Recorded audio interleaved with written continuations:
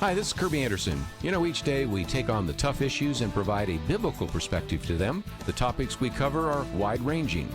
Apologetics, theology, prophecy, creation and evolution, intelligent design, marriage, family, child-rearing, the millennial generation, trends in society, politics, economics, business, religious liberty, the Constitution, public policy, foreign policy, military policy, tensions in the Middle East, abortion, homosexuality, pornography, sexual ethics, media, technology, history, and America's godly heritage.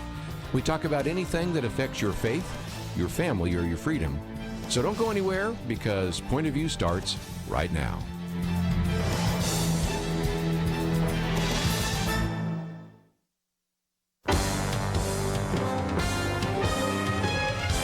Across America, live. This is Point of View.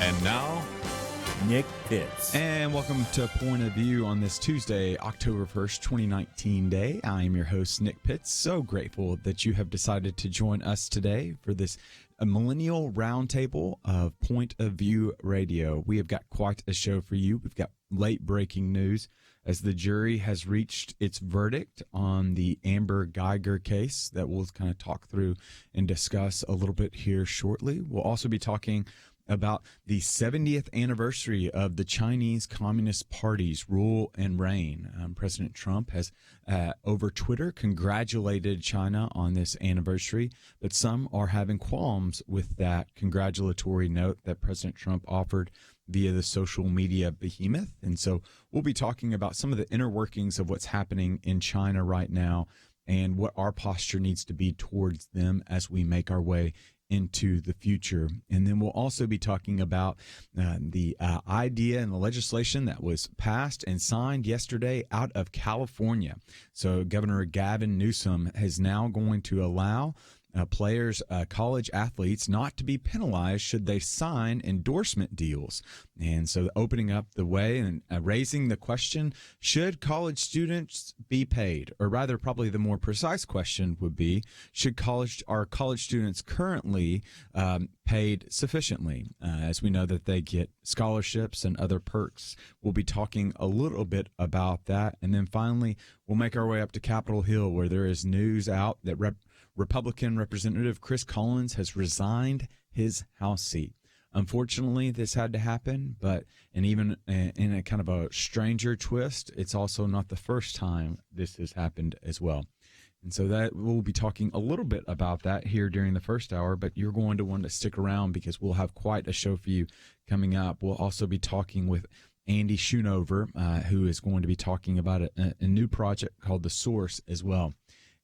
And then, as always, we'll be taking your phone calls and some of your messages via Facebook. And so I want to direct your attention toward our Facebook page. If you dare to watch what is happening, watch radio, you can go over to the Facebook page at facebook.com/pointofviewradio. Be sure to like the page and follow along. And in the live video box, you can offer a comment or your point of view on the news, and we'll try to get to that over air as well. And so without further ado, let's jump into the news that has everyone talking right now. Amber Geiger, the former Dallas police officer, who the jury has rejected her claims of self-defense and convicted her just a few moments ago of murder in the fatal 2018 shooting of an innocent man eating ice cream in his own home after mistaking his apartment for her own. The 12-member jury reached its verdict, deliberating for less than 2 days. Geiger stood as the Dallas County District Court Judge Tammy Kemp read the decision. The jury unanimously find the defendant, Amber Geiger, guilty of murder as charged in the indictment. You'll remember family members of Mr. Botham Jean, who was a neighbor of Geiger, was shot to death on September 6, 2018. They burst into tears, you can tell in the video, as the jury granted them a measure of justice. John's mother, Allison John, held her head back and stared at the ceiling, raising her hands, thankful that justice for her son had been served, according to ABC News. For those that are in the Dallas area, you are more than likely keenly aware of just some of the tension that has existed regarding racism and regarding race relations here in the city. I was reminded of a book, White Metropolis by Michael Phillips, wrote how Dallas city leaders from the past transformed the community into a laboratory of forgetfulness, according to Phillips, attempting to erase the strife from the collective memory. He argues that their experiment failed and the tension in Dallas still remains palpable to this very day. I was struck, just being trying to be an observant Dallas citizen, I was struck by how much attention had been given to this. I was telling some individuals before we came on that I was at the gym on Saturday. And at the gym on Saturday, we know there was the trial was still moving forward at that particular time, and there were individuals that were watching it on their phone on a Saturday afternoon, or on Saturday sometime. I thought that was such a striking realization, and helped me to better understand that this is an issue that finds itself percolating, and now we will be left wondering what the decision will be regarding sentencing, which should come later this afternoon, according to reports. As Christians, I can't help but feel a sense of loss, but also a sense of relief in this. Obviously, what we know to be true from the Proverbs 15 specifically is that when righteousness is accomplished, there is great rejoicing. The fact that justice has been served should bring great rejoicing among us, but what we also feel is that tension that is often talked about of the now and not yet. So that even though there has been justice that's been served, there's still an individual that innocently lost his life. Botham was a worship leader at his church. He was just a successful accountant at a local firm. This was a citizen of Dallas, and even though a verdict was reached, we still don't have him back. And so feeling that tension of, yes, justice, but also feeling the loss as well of himself, and it creates this sense of tension that we find ourselves in today. And so as we celebrate the fact that justice is being served, we also should be cognizant that this is going to be a moment in which individuals begin to think through and reconsider yet again how we can create a more just and safe society. Justice has to be served because safety has not been preserved. And so things to consider. Well, we have got to take a break right now, but when we come back from the break, we're going to continue with some of the news of the day. Specifically, we're going to give some attention over in China right now, where they are celebrating the 70th anniversary of the Communist Party ruling and reigning. And Mao's vision is still alive in China right now. And while President Jinping rules underneath his mandate of heaven, according to some, which we'll learn about a little bit here later, that it is less than divine for other individuals, specifically religious individuals in the country as well. So we'll talk a little bit about that. We'll also switch gears and we'll talk contentiously about college athletes in California. Specifically, should they be paid? This is new legislation out of California that was signed yesterday on LeBron James's network, of all places, broke the news that the governor, Gavin Newsom, had signed legislation to allow college athletes to be paid. And so, interestingly enough, is this something that they should do? Or, as Tim Tebow has given voice to, will this ruin the experience of college athletics and the experience we have from watching it, as well as the experience of college athletes from playing in it? Well, we'll talk a little bit about that and all the more, but we have got to take a break right now. I want to encourage you to go to the Point of View website, www.pointofview.net. Find out more information on some of the articles we'll be talking about, as well as information on coming alongside and supporting Point of View. But we will take a break, and we will be back, though, right after this.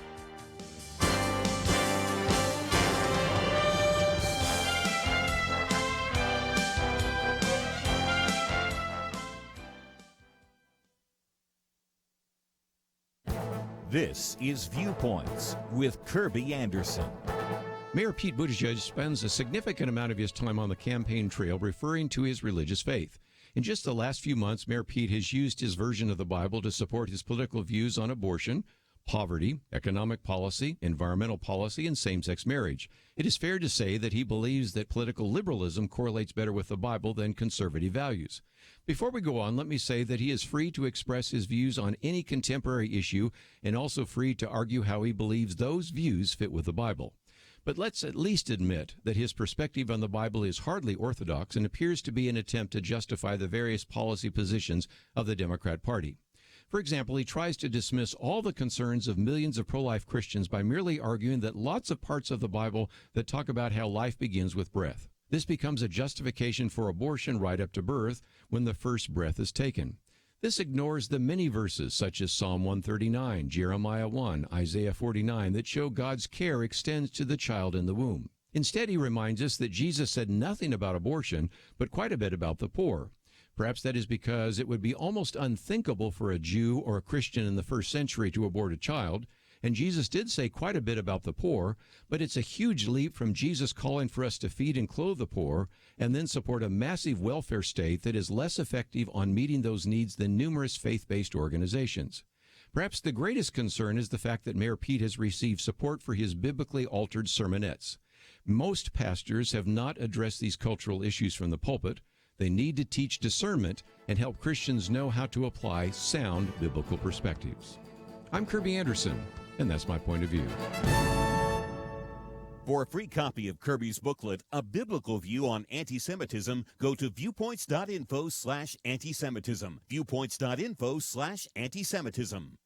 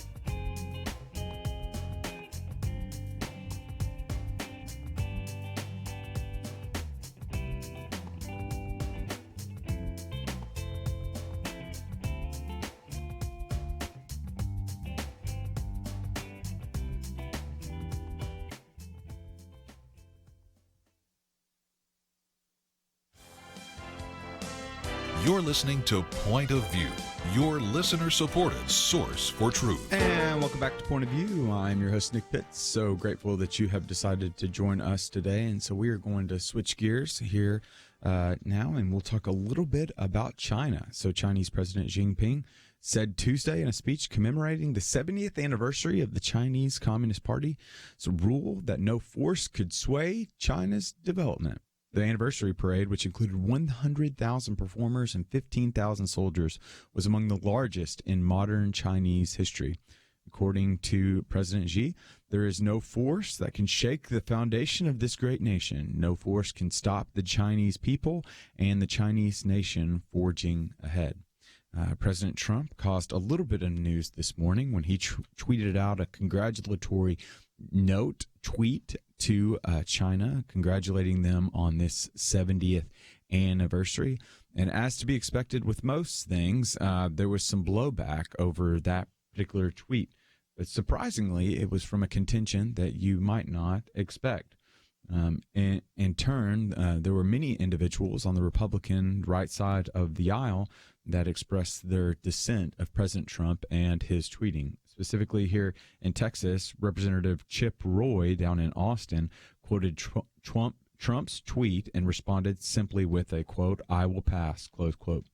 Representative Ralph Norman out of South Carolina tweeted, "Today I will not be celebrating the 70 years of genocidal communist tyranny, but the spirit of liberty that lives on in the hearts of the protesters in Hong Kong and around the world," close quote. He is referencing the protests that were happening in Hong Kong while the Chinese officials were celebrating in a kind of a parade-esque fashion in Beijing. There was actually reports that indicated that Chinese officials shot an individual in Hong Kong in the protest as well. GOP House Conference Chair Liz Cheney out of Wyoming and Representative Mike Gallagher said in a joint statement that today is, quote, not a day for celebration. Rather, it's an opportunity to remember the victims, past and present, of the Chinese Communist Party, close quote. Senator Tom Cotton called pushback against protesters in Hong Kong a ceaseless war against those who wish to live in freedom, and described 70 years under communist rule in China as, quote, ghoulish, close quote. Senator Ben Sasse out of Nebraska called Chinese leaders, quote, tyrants, adding, quote, the freedom seekers in Hong Kong mourn this anniversary, and the American people stand with them against those who deny their God-given dignity. And so that tweet has set off quite a firestorm, and I think it's appropriate for us to kind of consider what's actually happening in China right now, specifically what's happened in the recent past, and according to some of their strategic as well as the forecast of where they hope to be in the future. President Xi just recently was able to pass a legislation that was able to allow him to be an indefinite ruler now, similar to Chairman Mao. And they actually describe him as Mao 2.0. During this parade, he not only showed off his new weapons, but reminded audiences of his, quote, Chinese dream, close quote. He has a, quote, mandate of heaven, close quote, allowing him to rule in such a way that serves the public good and furthers the happiness of its citizens. This idea of the mandate of heaven has historical roots in Asia. It's this idea that individuals have been given authority by the divine to be able to lead in such a way that people might be able to be moved towards prosperity and human flourishing.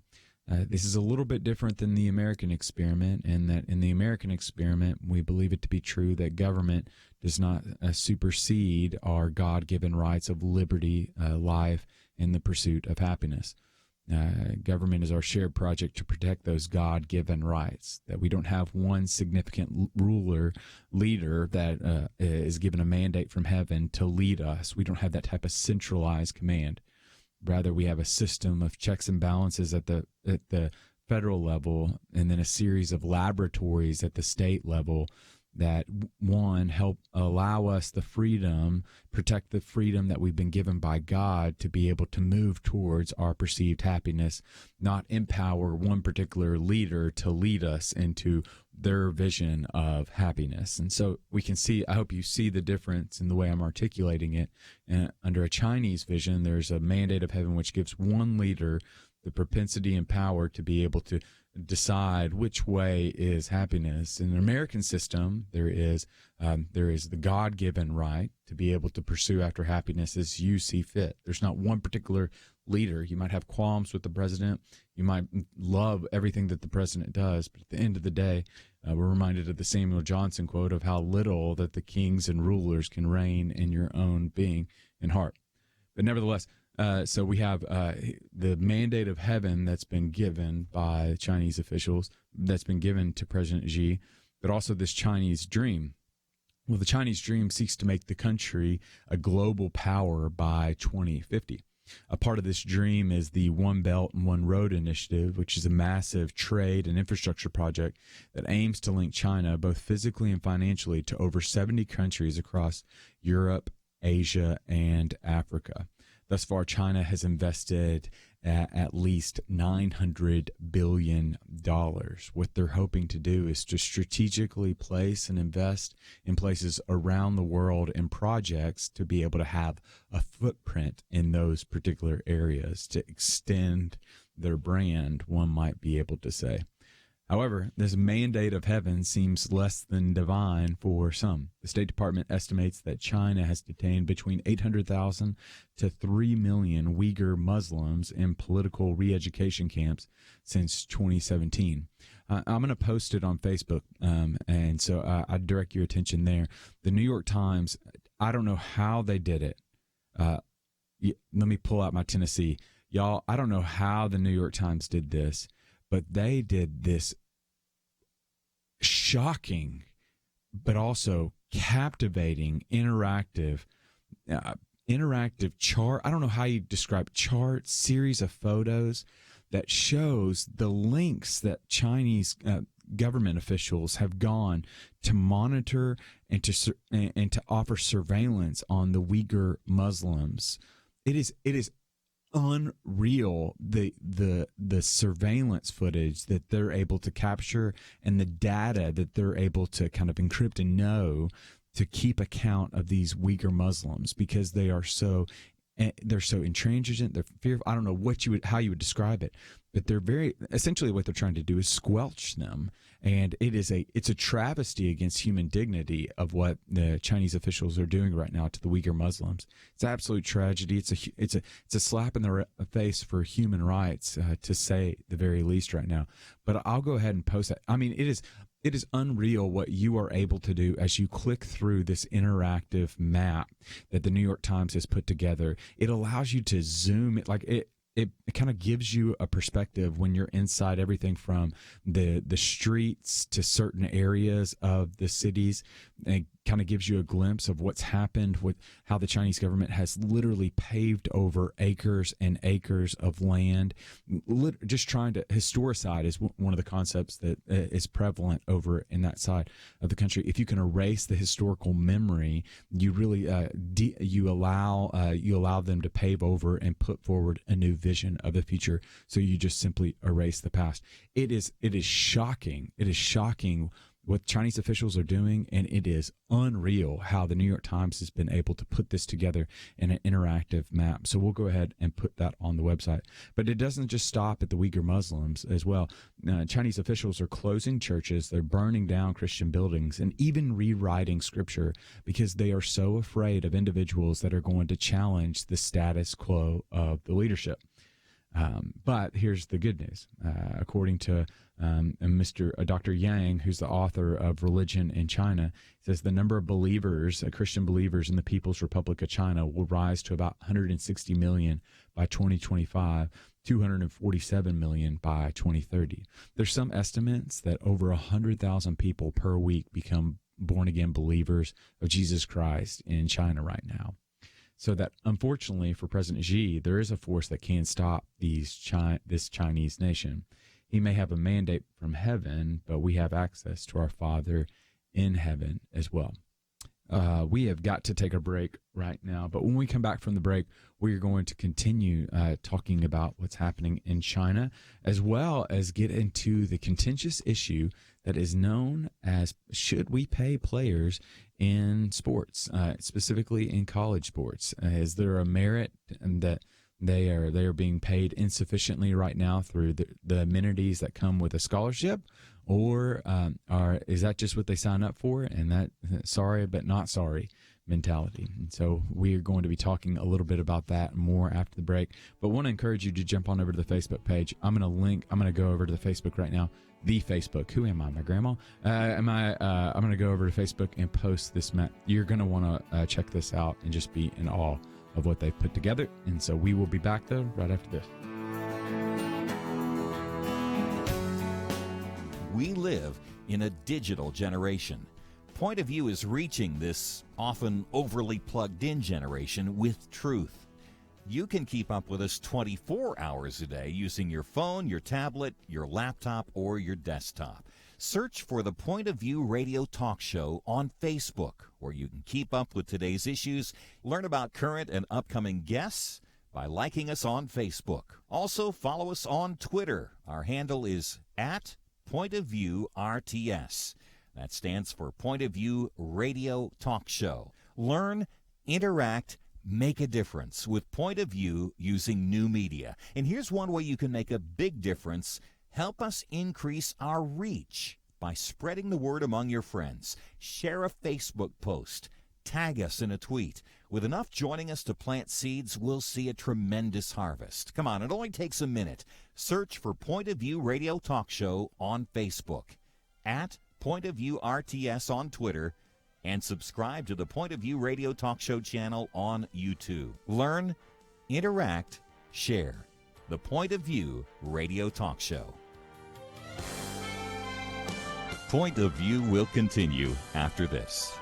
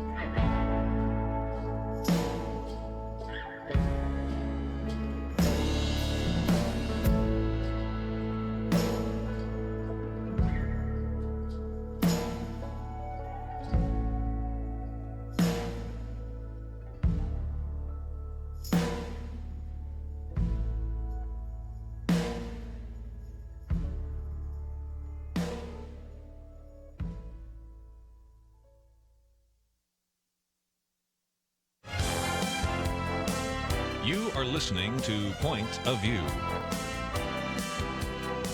The opinions expressed on Point of View do not necessarily reflect the views of the management or staff of this station.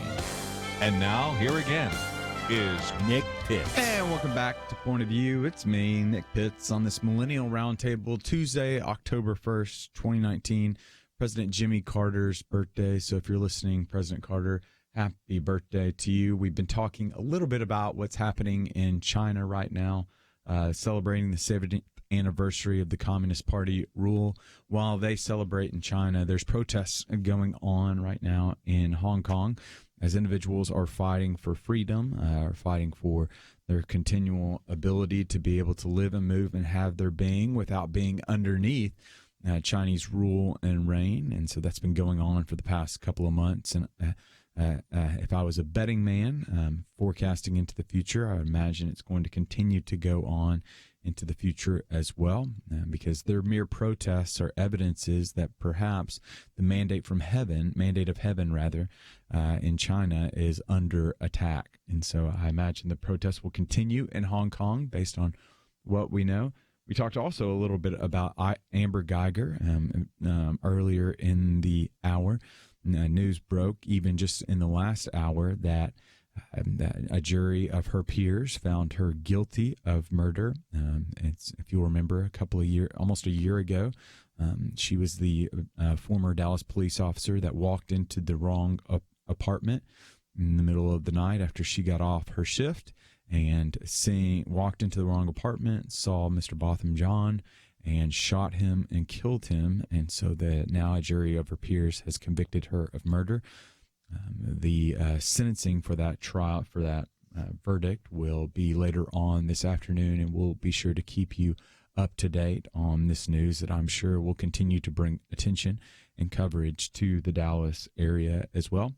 But we're going to switch gears and talk about something that I have that I am familiar with, that I know something about, but I have no experience of, which is playing sports on the college level. I was known in my day as frozen pizza because I was, according to my dad, I was unsatisfying to watch, and I never swung the bat when I was in the batter's box. And so he called me frozen pizza. Even though my stepbrothers ended up playing baseball in college, that was not a trait that got rubbed off on me. And so, but all of that to say, while I'm familiar with it and I know a little bit about it, is because I've read up on some of the arguments for and against what California has now decided to do, which is defying the NCAA. California opened the way on Monday for college athletes to hire agents and make money from endorsement deals with sneaker companies, soft drink makers, car dealerships, and other sponsors, just like the pros. It's the first in the nation law signed by Democratic Governor Gavin Newsom and set to take effect in 2023, could upend the way amateur sports in the U.S. and trigger what is likely to be a legal challenge. Newsom and others cast it as an attempt to bring more fairness to big money college athletics and let players share in the wealth that they create for their schools. Critics have long complained that universities are getting rich off the backs of athletes. And so, continuing, the governor said, quote, "Other college students with talent, whether it be in literature, music, or technological innovation, can monetize their skill and hard work. Student athletes, however, are prohibited from being compensated while their respective colleges and universities make millions, often at great risk to an athlete's health, academics, and professional careers." Newsom predicted other states will introduce similar legislation over the coming months and years ahead. He references an example that's often made that an individual that is studying piano or classical music might at school has the ability to be able to use his or her skill sets in order to make however much an hour per lesson once they're outside of school, and it doesn't affect them in the least bit. Or an individual, I'm thinking out if you're in California right now, I just got through reading a book called The Valley of Genius and talking about how there were many entrepreneurs and startups that would poach off these college campuses young talent, and how they were able to a certain degree, many of them started off straddling in such a way that they would continue their schooling, but also continue working on this side project in hopes of creating the next big app or technological innovation as well. But they were never penalized for that or prohibited from doing that from their college. But what we have with the NCAA is the NCAA is set up in such a way that would keeps individuals to a large degree, keeps them from being able to monetize and make money off of their particular skill set, which in this case means making a ball in a basket or throwing a football or pushing somebody effectively that they cannot pass by them. And so what are the implications for this? I think we can obviously there's a level of nuance I want to put in here, one, and then two, I want us to look at both sides of the argument. So the level of nuance I want to put in, one, is that this is not a bill, this is not a law that was passed that would force a company like the NCAA, an organization like the NCAA, to pay athletes. That's not what the bill was. That's not what the legislation is. This just allows college athletes to be able to hawk like a car dealership, or to make money by being an instructor at a camp, or to be to hawk a sneaker. Like, so this bill's not forcing an organization like the NCAA to pay their athletes. Rather, this is keeping the NCAA from penalizing players to hawk products. And so I think that's an important delineation for us to make at the forefront. Now, let's get into the meat of the matter, which is this a good thing? Is this a bad thing? So let's look at it from this is a good thing one. So there's Patrick Kerby of the Washington Post. He probably had the strongest take that I could find. He called the NCAA a, quote, moralizing street mugger, which is tell me how you really feel, Patrick, on this.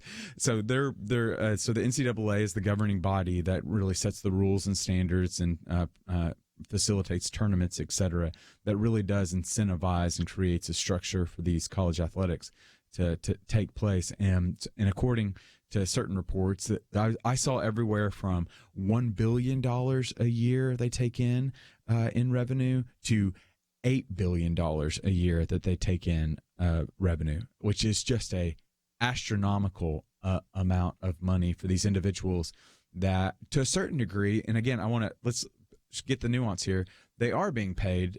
Many of those athletes are just being paid through scholarships, through services and amenities that are provided to help their educational experience, through clothing for some of their athletic events and endeavors that they're doing. There was a study that was put out that indicated the average student athlete is paid approximately $22,000 a year in scholarships.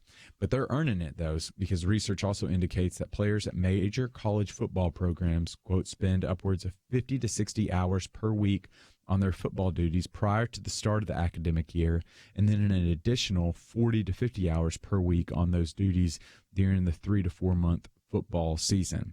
Of the 73,000 men playing college football, only 1.5% will ever play in the NFL. And so think about that for a second. Simply, they originally go to school, or at least the idea is they go to school for an education, to be able to earn not only just a piece of paper, because I think that sullies down what an education is. They go to school in order to be cognitively formed, better prepared to enter into the workplace in this very disruptive post-industrial tech economy, and to be cognitively formed, ready to receive training that allows them to succeed and be productive members of not only their organization, but also their communities as well. That's the original intention that they're going to school.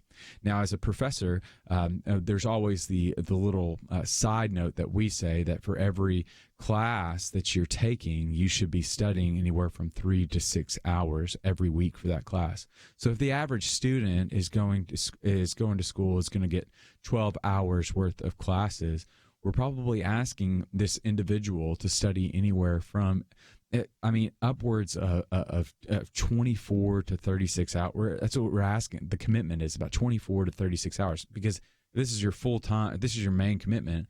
It's kind of simulating, at least going parallel to what you would expect of a full-time job to be. So you're in the classroom for an hour, you're studying outside the classroom for 2 to 3 hours for that particular class. And so it's coming around 40 to 50 hours a week. Well, now you have these college football players that we're finding out studies now that before the academic year gets started, they're putting in 50 to 60 hours a week, and then when it actually happens, when the school year gets started, which is when they're actually playing, they're putting in 40 to 50 hours per week. So I'm no guy. I'm not a math professor, but that's a lot of hours a week that they're putting in between school and some of their athletic endeavors. And so we got to take a break right now. But when we come back from the break, I want us to dig down a little bit deeper into this idea of they should be paid, because this is a big thing that they're doing. And then we'll also explore the Tim Tebow side of not being paid. We'll be back right after this.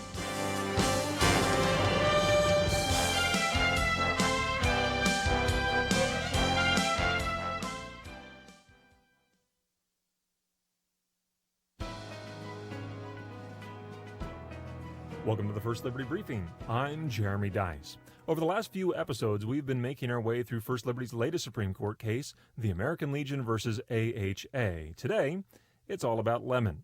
Of course, we're not talking about citrus, but the test stemming from the court's decision in Lemon versus Kurtzman from several decades ago. Lemon has been the primary means by which opponents of religiously expressive monuments, symbols, and practices have torn down, erased, or ended them. But thanks to the American Legion case, those days are over. In the words of a plurality of justices, Lemon ambitiously attempted to distill from the court's existing case law a test that would bring order and predictability to Establishment Clause decision-making, but it didn't. So the plurality expressed significant skepticism of the test, but stopped short of overruling it outright. Justice Brett Kavanaugh, concurring, evaluated all the ways the Lemon test has been applied, concluding that unless the state action is coercive, monuments and practices rooted in our history and tradition are just fine.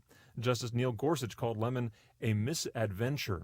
And Justice Clarence Thomas, also concurring, agreed with the plurality's thinking, but said, I would take the next logical step and overrule the Lemon test in all contexts. The bottom line is this: for those who wish to attack religiously expressive monuments, symbols, or practices, they're going to have to find another case. We'll wrap up our evaluation of this case in our next episode. To learn how First Liberty is protecting religious liberty for all Americans, visit firstliberty.org. Hi, I'm Kelly Shackelford, President and Chief Counsel of First Liberty Institute. I hope you enjoyed this episode of First Liberty Briefing.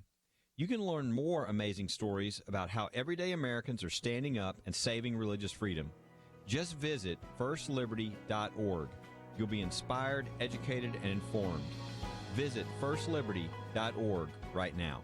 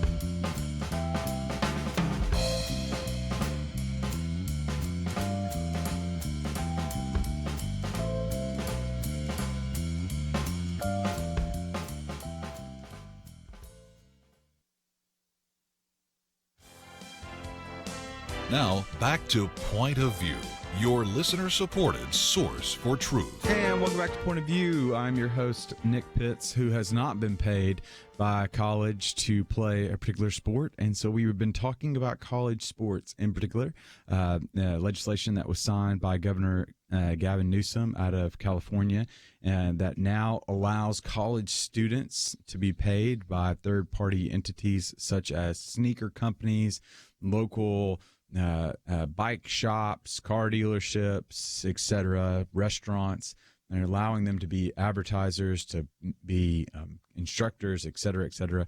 And we were reviewing the arguments for and against college students to be paid for some of their services that they're being provided, or rather college athletes to be paid And so we were reviewing the plus as well as the minus side. And there's important delineations that we made. One, this is not forcing the NCAA, an organization, it's not forcing them to pay, but rather it's the legislation keeps the NCAA from penalizing these schools or individuals from penalizing them if they were to take money to hawk a particular item, such as instruction, get paid for putting on a tutorial or instruction on how to better swing a golf club, or participating in a football camp and getting paid to be an instructor for that, or Nike wants to pay you some money to wear their shoes or wear their headband. And so it's keeping them from penalizing them. So again, just a reminder, this is not the NCAA saying you got to pay. This is not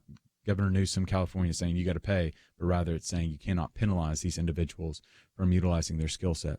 And so then we move into what some are saying is they should be paid. They should be paid more rather than what they're currently being paid right now. College athletes are getting paid. The average college athlete is being paid $22,000 a year in scholarship. Research indicates that at least among football programs, they're spending upwards of 50 to 60 hours per week on their football, quote, duties, close quote, prior to the academic year starting, and then an additional 40 to 50 hours per week on those duties during the 3 to 4 month football season. And so if you think about that, let's just go with the low ball number of 40 hours per week during the year. And so they're spending 40 hours a week during the school year when they're supposed to be getting a degree. I'm almost positive that they have to be taking at least 12 hours worth of course credit. So they have to be full time to be going and participating in these college athletics. Now, professors often say that you need at least 2 to 3 hours.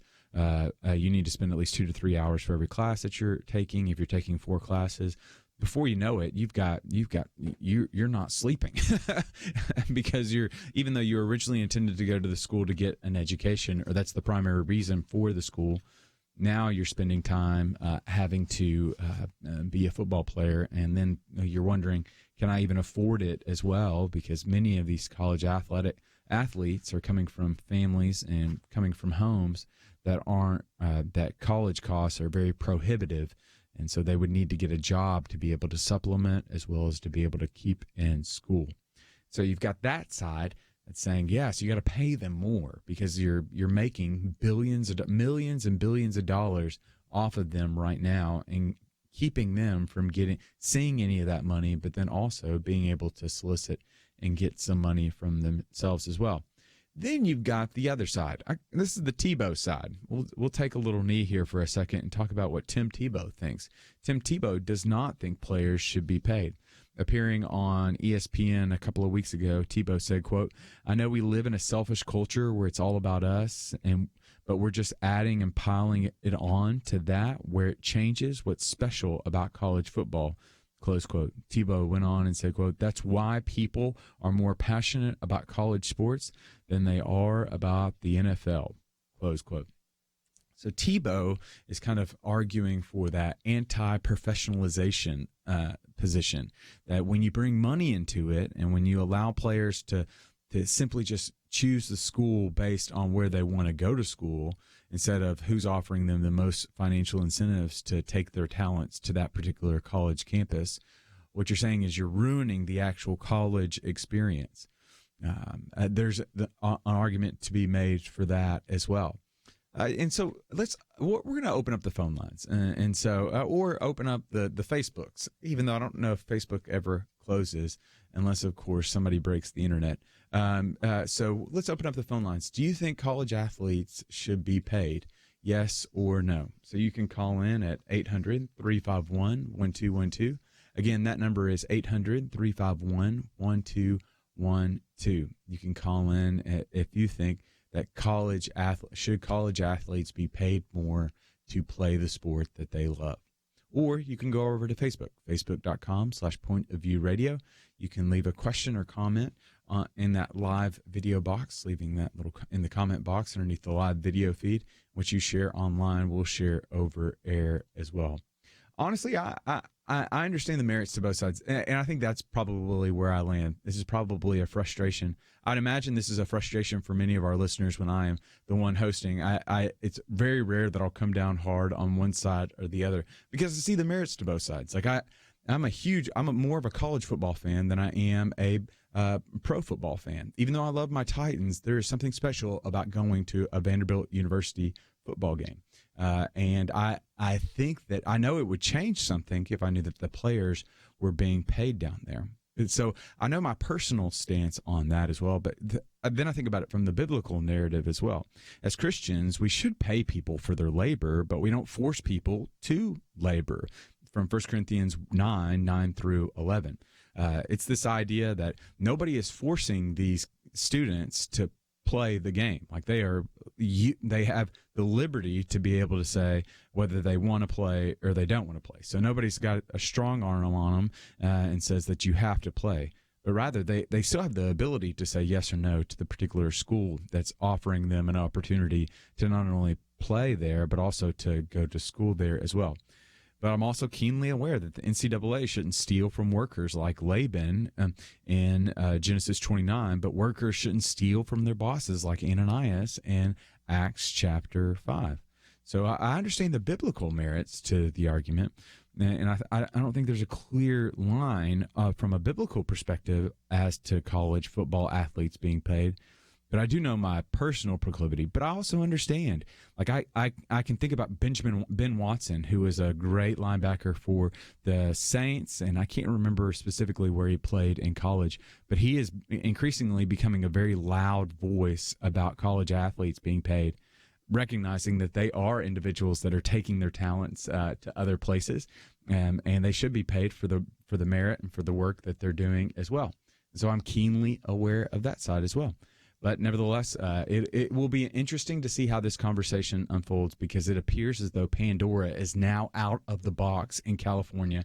And as to be expected, what's happening in California from a legislative standpoint, more often than not, ripples across the U.S. as well. And so we will see, because we do know that there is legislation that is already in place that is at least being entertained right now in states such as Virginia and New York. And so perhaps we will see college athletes at least being given the opportunity now to use their talents and hawk their influence in such a way in other places as well. And so we will see about that, but we will also open up the opportunity for you all to share your thoughts on that as well. And you can do so by going to the Point of View Facebook page at www.facebook.com/pointofviewradio or call in at 1-800-351-1212.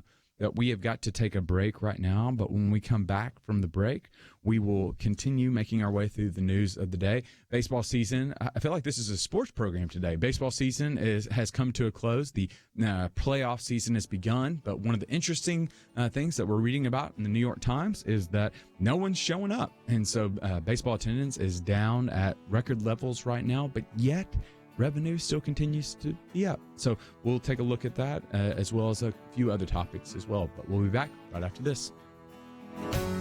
When you give to Point of View, does it make a difference? Jeremy Dice would tell you that it does. He grew up listening to Point of View in the back seat of his mom's car, and it helped to shape his thinking. I had parents that were able to sit across from me at the dinner table after we listened to Marlon Maddox and Kerby Anderson years ago and think through what the scriptures say about these issues of current significance in our lives. That's only possible because Point of View has come along and ministered into my life and made me who I am today. And here I am today defending religious liberty, partly because Marlon Maddox and Pettit Dexter and Kerby Anderson were the ones that were pushing me towards all that. They taught me how to think through these issues. They didn't tell me what to think. They taught me how to think. Each gift you give will change lives. Not every Point of View listener will become a Jeremy, but if they listen for very long, they will be changed. And that will change how they impact and affect the lives of the people around them. So make that decision to change a life today. Join the Truth Team and boldly stand for truth in a world of lies, distortion, and information manipulation. Go to pointofview.net or call 1-800-347-5151. That's 1-800-347-5151. Point of View will continue after this.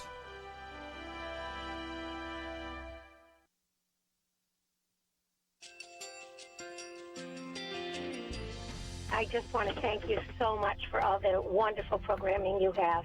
You're just absolutely fantastic. I recently started listening to Point of View, and I really found it interesting because of the different subjects you cover. Thank you for that.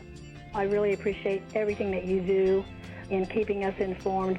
Thank you, Kerby, for everything that you have been doing.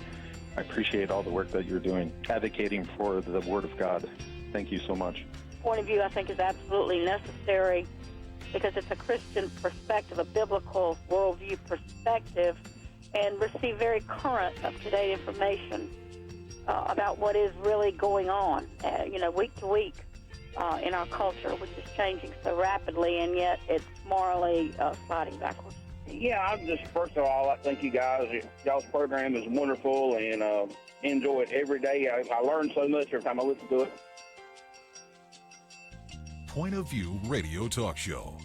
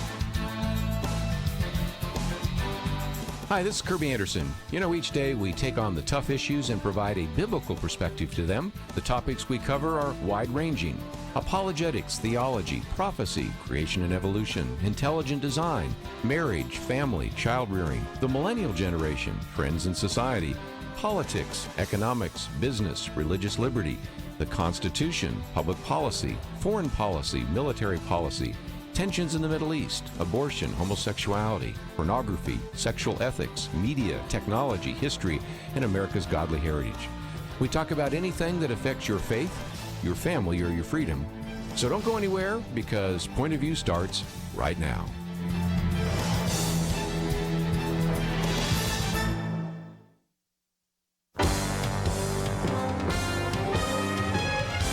Across America, live.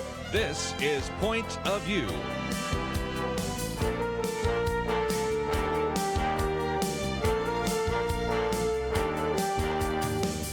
And now, Nick Pitts. And welcome to Point of View on this Tuesday, October 1st, 2019 day. I am your host, Nick Pitts. So grateful that you have decided to join us for this Point of View, the Millennial Round Table. And do we have quite a show for you here during this first hour of the Point of View, the Millennial Round Table? We'll be talking a little bit about college athletics. News out of California indicated that now Governor Newsom has signed legislation which is going to allow for college football athletes to be paid by third-party entities.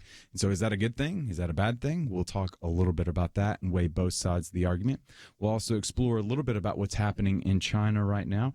China is celebrating their 70th anniversary of Communist Party rule, and President Trump has decided that he would send out a tweet congratulating them on that 70th anniversary, and that's causing a little bit of consternation. In a shocking twist, there's some qualms that are being expressed about a tweet from our president. So we'll talk about the merits of that, as well as we have joining us in studio. We've got the one and only Andy Schoonover from The Source. Andy, how are you, man? Doing well. Thanks for having me. It's so great to have you here. So for our audience, tell us a little bit about The Source. Tell us a little bit about yourself. We'd love to hear more. Real quick, The Source, we just announced yesterday that we are combining 8 women's clinics throughout the state. Okay. 2 in Dallas, 2 in Austin, 1 in San Antonio, and 3 in Houston. Wow. To put together the first real statewide alternative for women who are seeking reproductive health care needs. Wow. So it's all low cost or no cost. Okay. 99% of the stuff we do is free. And so we're just really excited about giving women a real alternative. So you are not so much in that you're providing women a chance to receive health care when they're in a time of need. Exactly. Okay. We looked at it and said, the state of Texas doesn't do very well on the stats in terms of women's health care. So we are, I think, 4th in terms of teen pregnancy rates, 1st in terms of teen repregnancy or getting pregnant again after the first one, 4th in terms of maternal mortality. And so just the stats are not good. Yeah. And so it's like, okay, what is going on here that, women, especially within kind of the Medicaid population or the immigrant population, are just not receiving the care that they deserve. And so we're offering them an alternative to what their current options are. There's a reason why this resonates a lot with me for a variety of reasons. One, the pro-life issue is just something that just resonates very deeply within me from a theological perspective. Absolutely. But from a millennial perspective, what differentiates this from other causes, just with the little that you've shared so far, is it's not an antagonistic no. It's a enthusiastic yes. How can we come alongside? We see an issue and we're not being negative toward it, but rather we're being positive. And what can we contribute? How can we move the needle? And it's not a negative message. It's a positive message, it seems like. Yeah, no, absolutely. It is one where, we just want the women, we already have the choice, right? It is in our legislative and judicial system.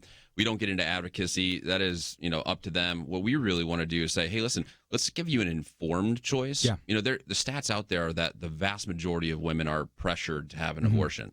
I don't know if, anybody except the far left maybe, are advocates of that. I wouldn't want my daughter to be forced to have an abortion. Yeah. I don't know if you have a daughter, but anybody out there listening is like, nobody wants to be forced to have an abortion. No. So let's give them an informed choice. So what they do is they come to us. If they're pregnant, they come to us and we give them all the options. It is parenting. What does that look like? adoption, what does that look like? Abortion, what does that look like? And as we walk through those, and if they're saying, hey, I'm leaning towards an abortion, we say, hey, okay, why is that? Mm-hmm. Why do you feel pressured to have an abortion? And a lot of times it's healthcare. It's like, okay, we can sign you up for healthcare. Yeah. There's plenty of options there. It's housing. Okay, we have options for housing. It is childcare. Okay, here's options for childcare. And so if we can break down some of the barriers that keep them from wanting to parent, then we'll do that. Yeah. And I don't know who can argue with giving women a real choice in what they want to do with their health. Because that combats against the narrative of, okay, so there's some on the left, from the partisan left, and I want to try to keep politics out of this, because this has political implications, but this is just a human issue for a large degree. So there's the political implications that would say, well, you're shutting down all these Planned Parenthood clinics that even though the vast majority of services that they're providing are abortion services, they're still providing other healthcare services. But what you're coming alongside and saying is, we're providing those healthcare services for those women that are in need right now and giving them resources even when they feel pressured, that is indirectly saying, we believe in you, you can do this, and we want to come alongside and help. Absolutely. Yeah, we're basically providing substantially everything that Planned Parenthood is providing, with the exception of abortion. So we'll do STI, STD testing and treatment. We're doing prenatal care. We're doing well women checkups. So a host of things that we will do. And we have 8 clinics now. We are doing a capital campaign right now for $20 million to build an additional 20 throughout the state. Wow. If we can do that, that matches the footprint of Planned Parenthood throughout the state of Texas. And we do think that can be a true, loving alternative to what their current options are. So help me understand your current, because I mean that's a huge scaling issue that you're talking about. And so help me, like from my limited vantage point that I have, only being in the space every so often, not living in the space like you are right now. I was down in San Antonio a couple of weeks ago, and the clinic was overflowing with patients, and they did not have the resources to keep it open to meet the need that the community was providing. Would you say that's characteristic, very similar to what you all are experiencing? It's very similar. Really? Very, very similar. Okay. Yeah. And so, there's a high need for what we do, and there is not the resources out there, especially for life-affirming resources out there for them to come to. So it's not simply just, and we've got to go to a break here shortly. But one of the things I want to press on is it's the reality that there is a need right now, and you're providing, not only you're providing for that need, meeting that need, but you're doing it well in such a way that might be that's rich and adds value. It empowers women to make other choices, which I think is just such a huge piece. And there's also a theological component as well. But we have got to go to a break right now. But when we come back from the break, we're going to continue talking a little bit more about the source. And so you're going to want to find out more information about this. And then also, Andy, let's just call for what it is. I'd love to hear how you got to this particular place. Yeah. I think your story is going to be very illuminating in that as well. But we have got to go to a break right now. If you want to find out more information on the source, I want to encourage you to go to our website at www.pointofview.net. When you go to our site, we're going to have a link, find out more information on Andy, as well as more information on the source. And so I want to direct your attention to our website during this time. Also want to direct your attention, you can find out more information on the Facebook page at www.facebook.com/pointofviewradio. While you're there, you can find out a little bit more about the source and find out about what the work Andy's doing, as well as this significant goal that he has to be able to expand resources, not to be against abortion, but how can the source come alongside women and empower them with the resources and the needs that they might have in order to help eradicate abortion in such a way that might be positive more than negative. But we have got to take a break right now. But when we come back from the break, more from Andy. But in the meantime, want to again direct your attention over to the Point of View website. And so we will be back here shortly, right after this.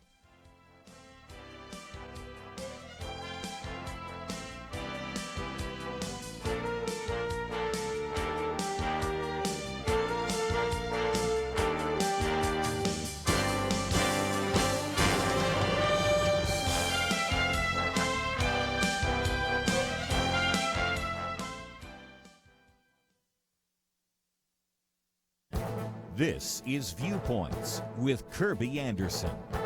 Mayor Pete Buttigieg spends a significant amount of his time on the campaign trail referring to his religious faith.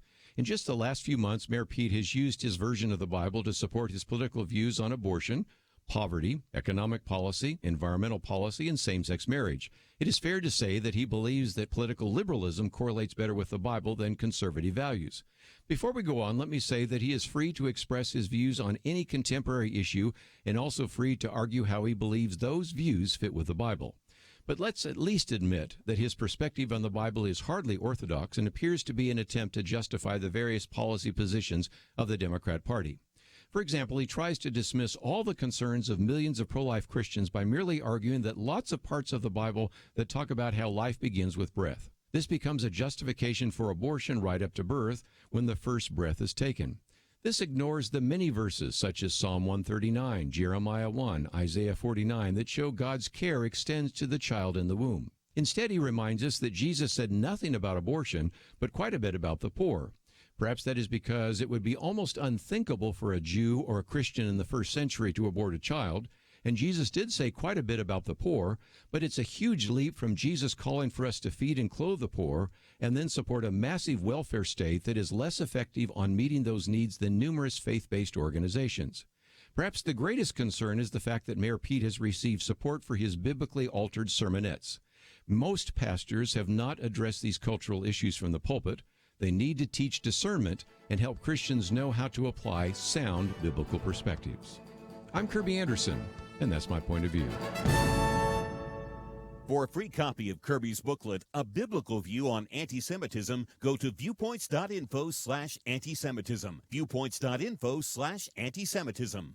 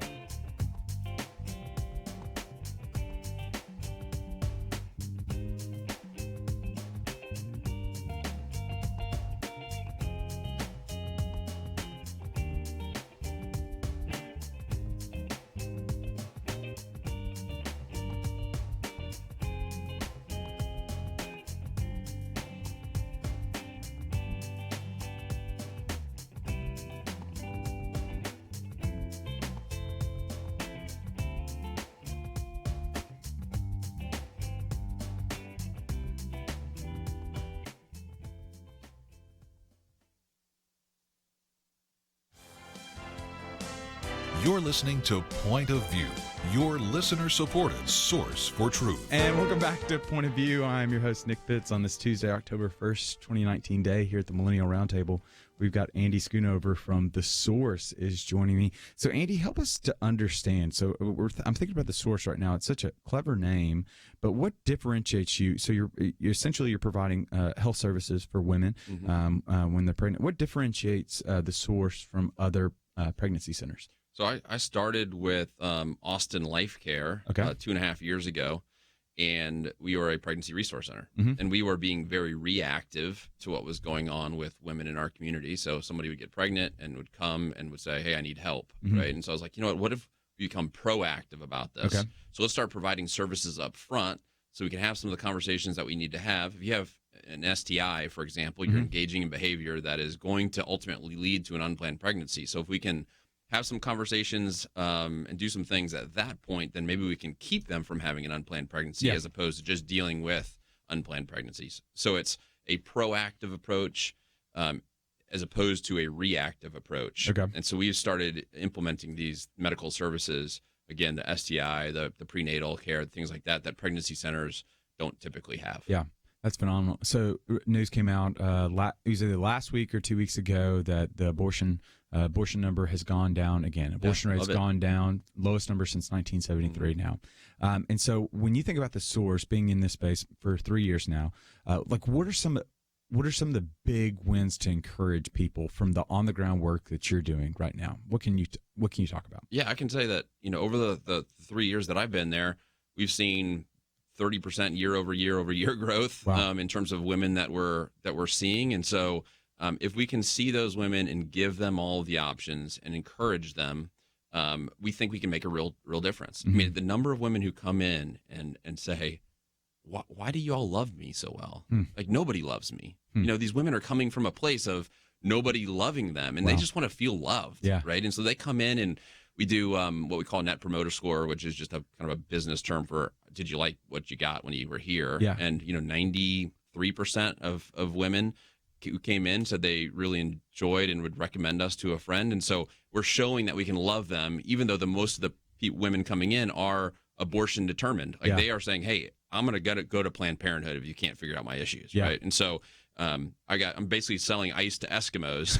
I'm trying to sell you the fact that parenting is doable to someone who's determined to do abortion, and we're getting 93% of the women saying, like, thank you for loving me so well. And is that what we're biblically supposed to be doing? It's just loving women really, really well, and a big chunk of them still go and get an abortion, and we love them well too. And so regardless of what option that you take, we'll love you. The only way that I know that Jesus has said, hey, love them like you would love yourself, right? Yeah, I'm picking up two themes here that I'd love to tease out. Tease out a little bit. One, it seems like there's a business background that you're bringing to this space, which is a differentiating factor when you're looking at other pregnancy resource centers from around the state and around the country. And then there's the Christian piece as well. So help us to understand how the business background that you've brought is differentiating you at the source, as well as the Christian piece as well. Sure. Yeah. I actually live in Austin, Texas right now. I moved here from Ohio, where I was running a healthcare technology company. Okay. We were monitoring folks with chronic conditions out of their homes. So if you had COPD or congestive heart failure or high diabetes or one of those conditions, we would monitor you out of your home. And then we would notify nurses when your blood sugar went up and things like that, right? So we sold that business. And my wife and I, it was negative 12 degrees the day we sold the business in Ohio. One of those polar vortexes that Midwesterners understand, and moved to Austin. Got here, and my wife got pregnant. And then during our 12-week ultrasound, we found out our daughter had a fatal condition. So we walked in, and the doctor said, not viable with life, probably going to die in utero. If she makes it to the term, she's going to die in the birth canal. If she makes it through the birth canal, she's going to take a couple breaths and pass away. So I recommend you terminate and try again, without a choice. In this world where we're all supposed to have a choice, the one where we're parents, we weren't really given a choice. The perinatologist said, terminate, try again, and you should be able to conceive again in 3 months. Almost nonchalantly saying that. And so for us, it was like, no, that's not what we're going to do. If for those parents out there, you probably remember your 12-week ultrasound. It's 10 fingers and 10 toes, and she was twirling around. We called her our little ballerina, and so for us, it was like just not something that we're gonna do, and so we're gonna give her life in whatever way that God intends that life to look. And so Grace is her name, lived for 10 hours and 32 minutes before she passed away, and we kind of came away from that being like, okay, Lord, how are you going to Romans 8:28 this one for us? You work all things for good. How are you going to work the taking of my daughter? And, immediately just realized that moment in that perinatologist office where we weren't given a choice broke my heart. And so, for me, that was kind of the Lord saying, hey, I want you to go and politics aside, I want you to go and make sure that every woman who's in a really difficult situation with their pregnancy, whether it be a fetal abnormality like we had with Grace, or had an unplanned pregnancy, not sure what to do with it, that they have, they actually have all the information to make an informed decision. Women are smart. If they have all the information, they're going to make the right decision. So let's just give them the information. And for us, we do it in a non-directive way. We just try to help and try to love on them. So it's kind of how I got to where I'm at. People ask me as a guy, like, how did you get to be a women's health clinic director? And so that's the full story. But I do feel like, looking back, it is pretty cool to see how, God equips the called, right? And so what we're doing currently at the source is exactly what I did in my former business, where we bought, almost a dozen different companies. We pulled them together under one brand and created scale that allows you to do things way more effectively than if we were to do them one-off. The issue that we have right now is that pregnancy centers, there's about 200 of them in Texas, and all of them are just individual pregnancy centers, on the corner, not associated with anybody else. Whereas you have Planned Parenthood, who has 600 clinics across the country, all working together, right? And we're supposed to be unity, the body of Christ, right? We're all supposed to be working together here in unity, and that's just not not happening in the current space. So tease out a little bit more, because there's a lot to celebrate. We can celebrate the fact that the abortion rate's down. We can celebrate the fact that there's a ton of legislation that's being passed right now that's moving us toward a pro-life kind of culture.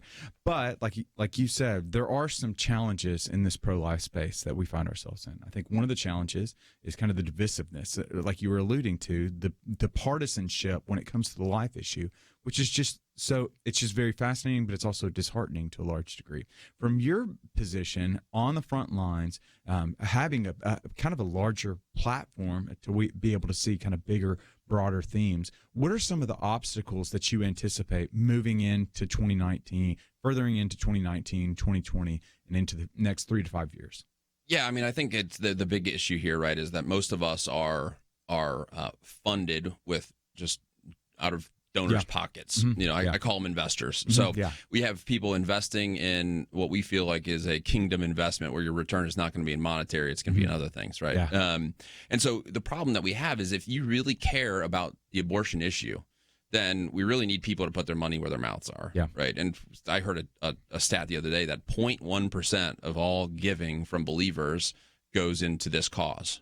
That's 1/10 of 1 penny per dollar. I mean, it is for me, it's like, man, this is one where we should all care about that, believers or non-believers, that women are being pressured to do something that they don't want to do, right? If you put it in those terms, I feel like people on the left should be would like, absolutely, I want to get behind something like this. And so what we're really trying to do here is provide, say, hey, listen, left or right, women are being pressured to do things that they don't want to do. Let's help them make an informed decision, an informed choice, right? And I think we can all get behind that. And we come at it from a biblical perspective. We don't hide it. We're a faith based organization.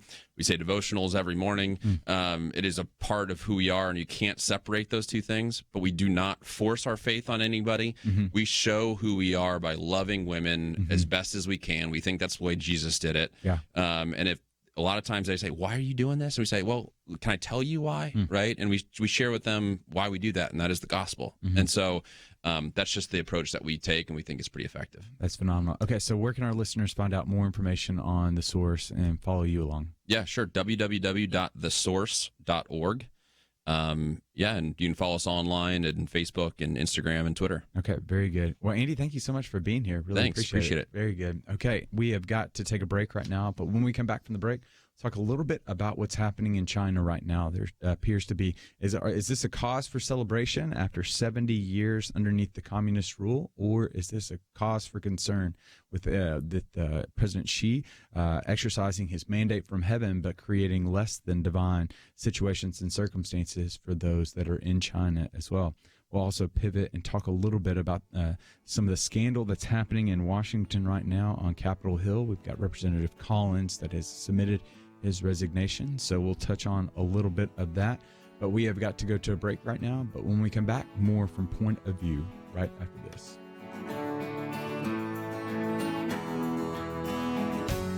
When you give to Point of View, does it make a difference? Jeremy Dice would tell you that it does. He grew up listening to Point of View in the back seat of his mom's car, and it helped to shape his thinking. I had parents that were able to sit across from me at the dinner table after we listened to Marlon Maddox and Kerby Anderson years ago and think through what the scriptures say about these issues of current significance in our lives. That's only possible because Point of View has come along and ministered into my life and made me who I am today. And here I am today defending religious liberty, partly because Marlon Maddox and Penn Dexter and Kerby Anderson were the ones that were pushing me towards all that. They taught me how to think through these issues. They didn't tell me what to think. They taught me how to think. Each gift you give will change lives. Not every Point of View listener will become a Jeremy, but if they listen for very long, they will be changed. And that will change how they impact and affect the lives of the people around them. So make that decision to change a life today. Join the Truth Team and boldly stand for truth in a world of lies,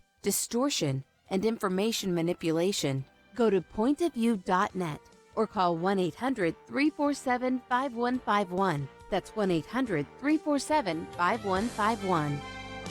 Point of View will continue after this.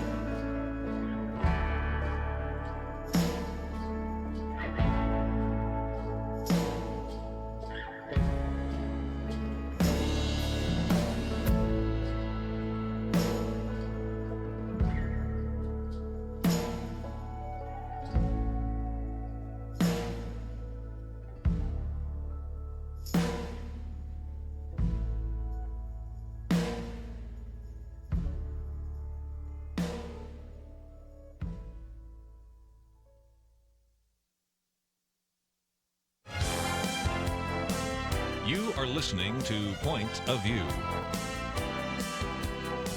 The opinions expressed on Point of View do not necessarily reflect the views of the management or staff of this station.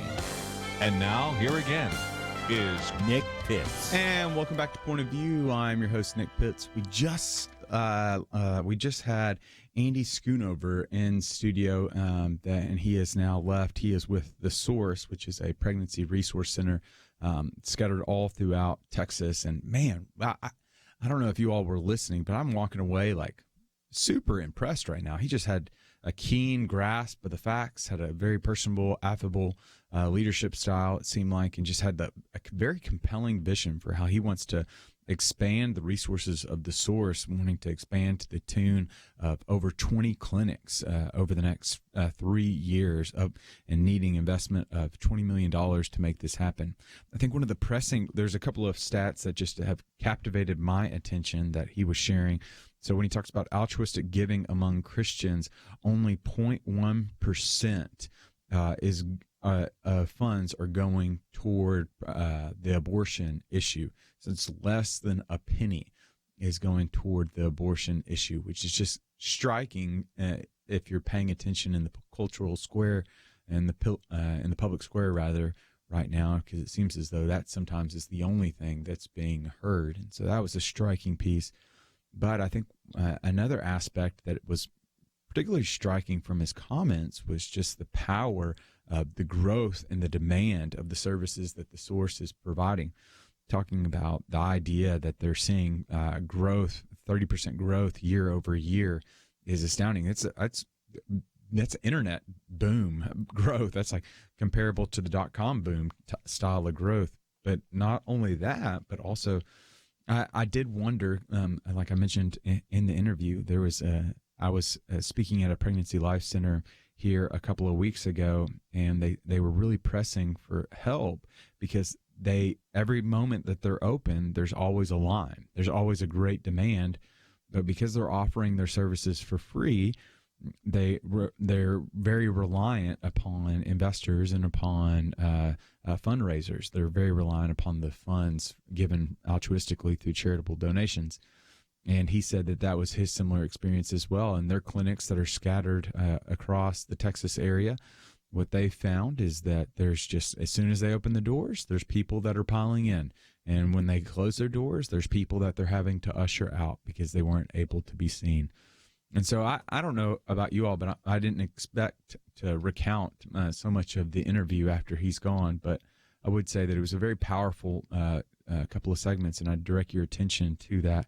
You can go over to our website at www.pointofview.net to find out more information and to maybe share that interview that we just got through with Andy Schoonover of The Source. But we're going to continue the conversation largely, and we're going to make our way over to China right now. President Xi Jinping said Tuesday in a speech commemorating the 70th anniversary of the Chinese Communist Party rule that no force could sway China's development.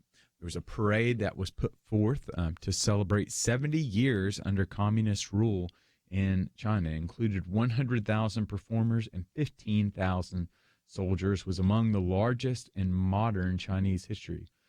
According to Xi, there's no force that can shake the foundation of this great nation. He went on to say, no force can stop the Chinese people and the Chinese nation from forging ahead. And so as thousands of protesters took the streets in Hong Kong, hundreds of thousands clamored to hear the Chinese president. What's happening right now in Hong Kong is that many individuals are protesting in the streets, desiring and demanding their freedom underneath Chinese overtures that might try to limit and squelch some of those freedoms, as the recent protests have indicated in some of the rules that have been put into place. So as they protested in the streets, hundreds of thousands were clamoring to hear from President Jinping. President Xi is known as Mao 2.0. A couple of years ago, he eradicated the term limits that now has given him an indefinite rule and reign in the People's Republic of China. The president showed off new weapons and reminded audiences of his Chinese dream as what it has come to be known as. He has a mandate of heaven from Chinese history, which is allowing him to rule in such a way that serves the public good and furthers the happiness of its citizens. And so let's compare this mandate of heaven rule to what we have here in the U.S., whereas in China, it's more of a centralized command and rule where you have one individual that is divinely empowered to be able to lead people into further levels of happiness with this mandate of heaven. Here in the U.S., we believe it to be true that before government, there are God-given rights. And government is simply our shared project to be able to protect those God-given rights that we've been given, namely the life, liberty, and the pursuit of happiness. Whereas President Xi Jinping is the individual that is determining the course by which happiness is secured. In the U.S., we have a level of freedom that is protected by our government to allow us to be able to pursue after happiness however we deem fit. And so whereas it starts from the bottom, makes its way up in the U.S., what in China is it starts from the top and is directed such all the way down. So this Chinese dream that the Chinese president was alluding to seeks to make the country of China a global power by 2050. If you look over the previous century, there was a sense that they were quietly residing in the background, not making too much noise until beginning to increase their level of influence as well as their voice on the world stage under Mao in the early part of the 20th century. Now they seek to be a global power by 2050. A part of this dream is the One Belt and One Road initiative, which is a massive trade and infrastructure project that aims to link China both physically and financially to over 70 countries across Asia, Europe, and Africa. Thus far, China has invested at least $800 billion in funds across the world.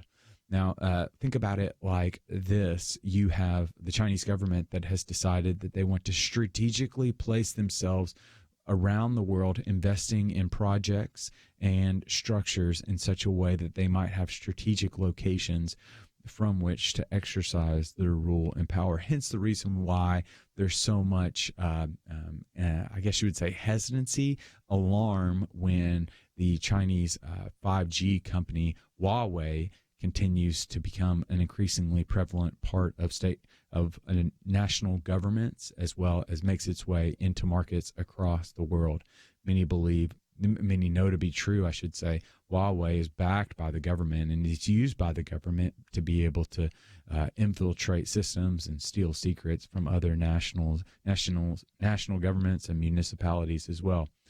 So while the Chinese president operates under his mandate of heaven, we know that certain entities would see that is less than divine for some organizations and groups of people in the People's Republic of China. State Department estimates that China has detained between 800,000 and 2 million Uyghur Muslims in political re-education camps since 2017. I'm going to post it on our website again, y'all. The New York Times has done a significant work to be able to document what life is like in a community that is predominantly made up of Uyghur Muslims. It is unreal. It's unbelievable the level of security and surveillance the Chinese government exercises in these villages, and what the New York Times has done in documenting that. I cannot overstate how phenomenal the work that the New York Times has done, but how petrifying it is what the Chinese government is doing right now, squelching human rights and human dignity, all in the name of totalitarian government and tyrant rule. It doesn't just stop with the Muslims either. Chinese officials are closing churches, burning Christian buildings, and even rewriting scripture, seeing those as threats against the status quo, which has engendered support among particular leaders, namely President Xi Jinping. But despite their efforts, God's church cannot be thwarted. Upwards of 100,000 people are coming to saving faith each week in China, according to research by Dr. Yang, who's the author of Religion in China, Survival and Revival Under Communist Rule. The number of believers in the People's Republic of China will rise to 160 million by 2025 and 247 million by 2030. Unfortunately for President Xi, there is a force that can stop the Chinese nation. He may have a mandate of heaven, but we have access to our Father who is in heaven. And so we have got to go to a break. But when we come back from the break, we are going to take a little bit of a further look into some numbers regarding baseball as we find ourselves in between right now with Major League Baseball, the regular season closing and the playoffs beginning. There was a fascinating article about baseball and the attendance being down, but revenue being up. And so we'll look into that and see how numbers can be deceiving, and what is up sometimes means it is down. We will be back right after this.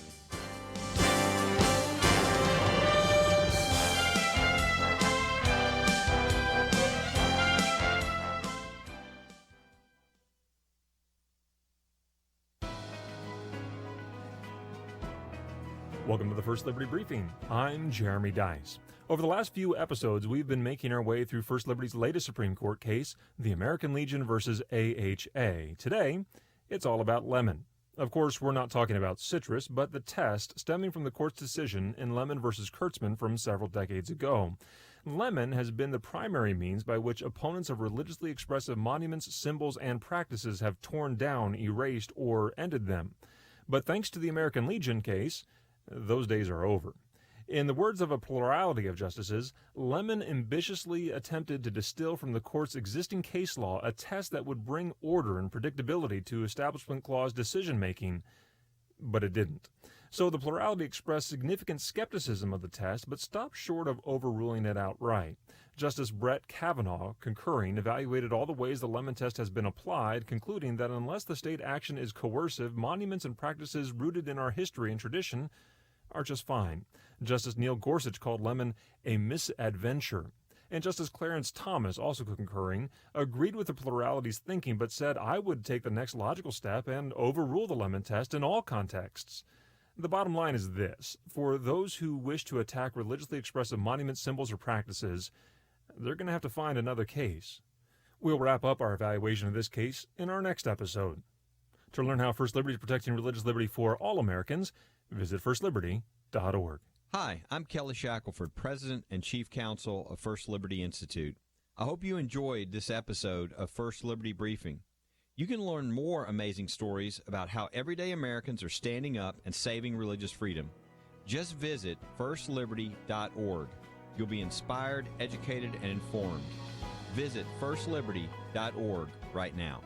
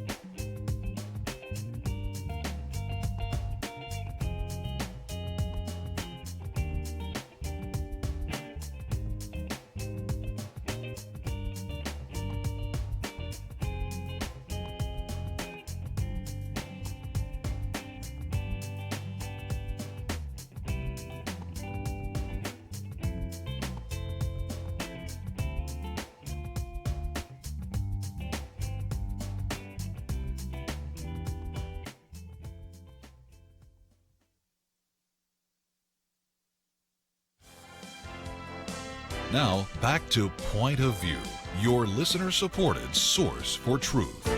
Take me out to the ball game. Welcome back to Point of View. I'm your host, Nick Pitts, for this last segment of the hour here on the Millennial Round Table on this Tuesday, October 1st, 2019 day. As we look back on the baseball season and we look toward the October surprises that are to come with the baseball playoffs, I can't help but think that we need to go ahead and consider what is happening in American to the American pastime, really. So there was a fascinating article in the New York Times that I want to illuminate for our listeners.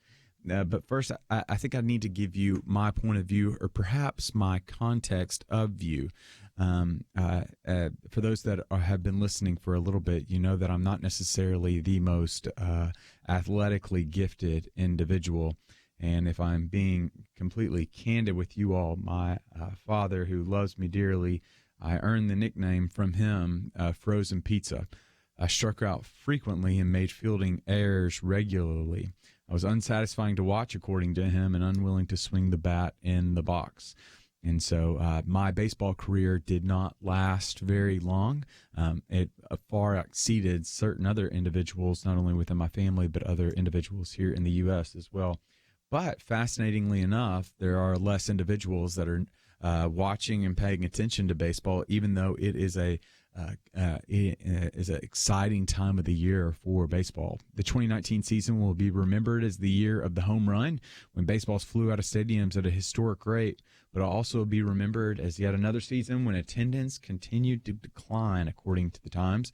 Total attendance across the 2,429 Major League Baseball games during the regular season dropped by about 1 million fans this season to about 68.5 million, about 14% lower than a high of 79.5 million tickets sold in 2007. So we're starting to see a significant decrease over the past 12 years in baseball attendance. Drop for the 2019 followed a 2018 season in which total attendance dipped below 70 million for the first time since 2003. However, at the same time, league revenue topped $10 billion in 2018, which is up more than 70% from a decade ago, thanks in large part to increasing media rights fees, which reached an all-time high this year. What's fascinating is Little League numbers are down from 2 million in 2011 to approximately 1.9 million in 2016. There's a couple of reasons one that might be able to attribute this. One, it's a known fact that our birth rate is down right now. There are fewer individuals that are being born into the world. I believe it's dropped down to 1.7 is our birth rate number right now, which is I don't even think that's replacing itself. I think it's a pretty low number that we've got right now. So obviously it stands to reason if the birth rate is at a lower level, there's going to be less children that are playing baseball. So that's one that could account for it. But there's also an anecdote that has often been attributed that you're just having an increase in the number of children that are being born into unwed families. Unlike basketball, unlike soccer, unlike football, that where you really you're able to play it by yourself to a large degree, or I guess football wouldn't necessarily be attributed to this. Baseball requires you to have somebody else to actively be able to play that. Somebody has to pitch to you. Somebody has to be there to catch the ball for you, and in turn to return the ball and throw to you. It's one of those few sports that requires another person to be able to play. You can kind of just go play on the court by yourself with basketball, but not so with baseball. And then when you consider the numbers, it's just alarming the number of individuals that are born here in the U.S. To unwed families. That number has jumped up to 41% of children today that are born into unwed families, which is a sizable increase from when Daniel Patrick Moynihan, a stalwart in the Senate, began to raise alarm in the latter part of the 20th century over breaking out. I think it was in late 1970s, where there was the sense of individuals that were largely, they broke out and broke into double digits that were born into unwed families. That's no longer the case. We've got 40% now. So that's sizable. And then you think about what's happening with the average age of a baseball viewer. It's at 57 now, which is up from 52 in 2006. So it's just older individuals are watching games now, and only 9% of Americans list baseball as their favorite sports. And so what could be attributing to this? Well, some are saying that it's parity, that there's an equal opportunity for a number of teams to be able to win the World Series. When parity is up, perhaps attendance can be down. But as Atlanta fans know from the 1990s, winning doesn't always bring people to the stadium. But here's where I would stake my claim, though, and here's the gospel. I'd say the gospel echo in this: losing has a peculiar impact on a fan base. Roger Kahn notes in his phenomenal book, The Boys of Summer, quote, "You may glory in a team triumphant, but you'll fall in love with a team in defeat. Losing after great striving is the story of man, who was born to sorrow, whose sweetest songs tell of the saddest thought, and who, if he's a hero, does nothing in life as becomingly as leaving it." I perhaps call me a romantic in this regard, but I think Con has a point. Like, we gravitate. Yes, there are fair weather fans that will fade away when their team is losing, but we gravitate towards our teams. We cling tightly towards our teams when they are losing. It doesn't cause us to back away. It causes us to double down on our teams, and that's what Con is getting at in this regard. And we know this is as a very Christian feeling, right? As Christians, we know our greatest victory came at the expense of God's most significant loss, that God sent his son to die so that we might live. That God the Son was forsaken so that we might not be forsaken. And similar to baseball stadiums, the tomb is empty, which might not be the worst thing in the world. And so we are going to have to take a break now. But when we come back from the break, you are going to be in for a treat. We'll be joined by Ruth Graham in studio. She's got a new book out called Forgiving My Father, Forgiving Myself. Born as the middle child among Billy Graham's 5 children, Ruth Graham grew up surrounded by a wealth of biblical training, witnessing some of the greatest spiritual revivals the world has ever seen through her father's ministry. But despite her rich faith heritage, Ruth experienced what many kids with hardworking parents go through. She found herself pretending that everything was okay, even when the internal struggles were troubling her. And so she will be joined, Kerby Anderson will be joining us in studio, and as will Miss Graham, to talk about her new book, Forgiving My Father and Forgiving Myself. But we have got to take a break right now, but I want to direct your attention to a couple of places during the break. One, with a daily email that I send out every morning that will give you attention to the news of the day with a biblical perspective, hopefully by 5:50 every morning in your inbox when I try to hit send and give you the top 6 stories of the day with a biblical perspective.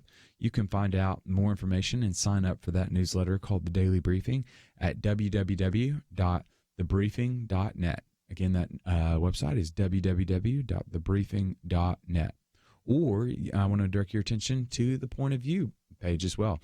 Go to pointofview.net to find out more information on Miss Graham's book and on other parts of the show, as well as some of the things that we have talked about. It's a vast resource of information there for you as well. And then finally, I want to direct your attention to the Facebook page, www.facebook.com/pointofviewradio. When you go there, you can find out more information on the show, watch parts of the show, and so I want to encourage you to check that out as well. But we've got to go to a break now, but when we come back from the break, Kerby Anderson will be joined by Ruth Graham in studio to talk about her new book, Forgiving My Father, Forgiving Myself, right after this. There's an old saying that the first casualty in war is truth. Maybe that helps you understand what's happening in America right now. Thankfully, it's not a war with bullets, but there is a war for control. Control of the country and control of your pocketbook. Truth is under fire, but you can help turn the tide by supporting truth. Join the Truth Team at Point of View Radio. Learn how you can make a difference at pointofview.net/team or call 800-347-5151. Don't let truth become a casualty on your watch. Pointofview.net/team and 800-347-5151. So what would you do with an extra $500 a month in your budget? Pay off loans, save it, do something fun? Well, it's something you may need to think about if you become a member of MediShare. MediShare is a Christian healthcare sharing ministry, and it works. You can save big time on your healthcare costs, and you don't have to pay for things you don't believe in either. Find out more. Call 855-SHARE-40. That's 855-SHARE-40. 855-SHARE-40. Point of View will continue after this.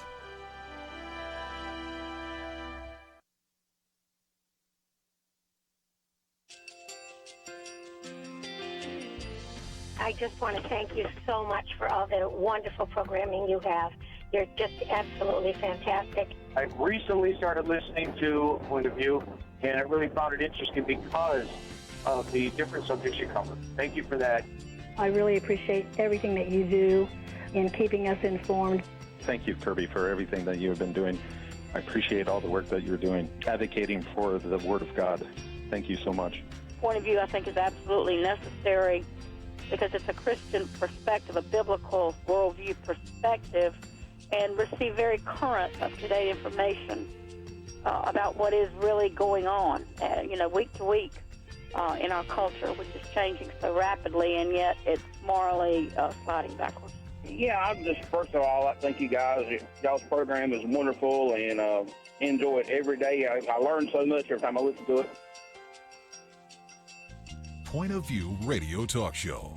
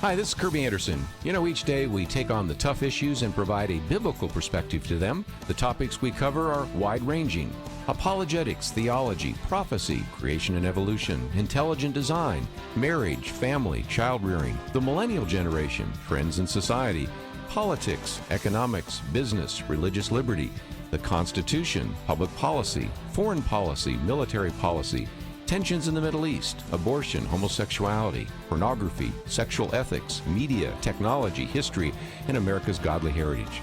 We talk about anything that affects your faith, your family, or your freedom. So don't go anywhere, because Point of View continues right now.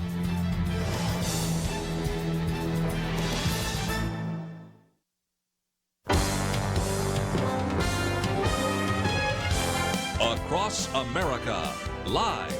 This is Point of View.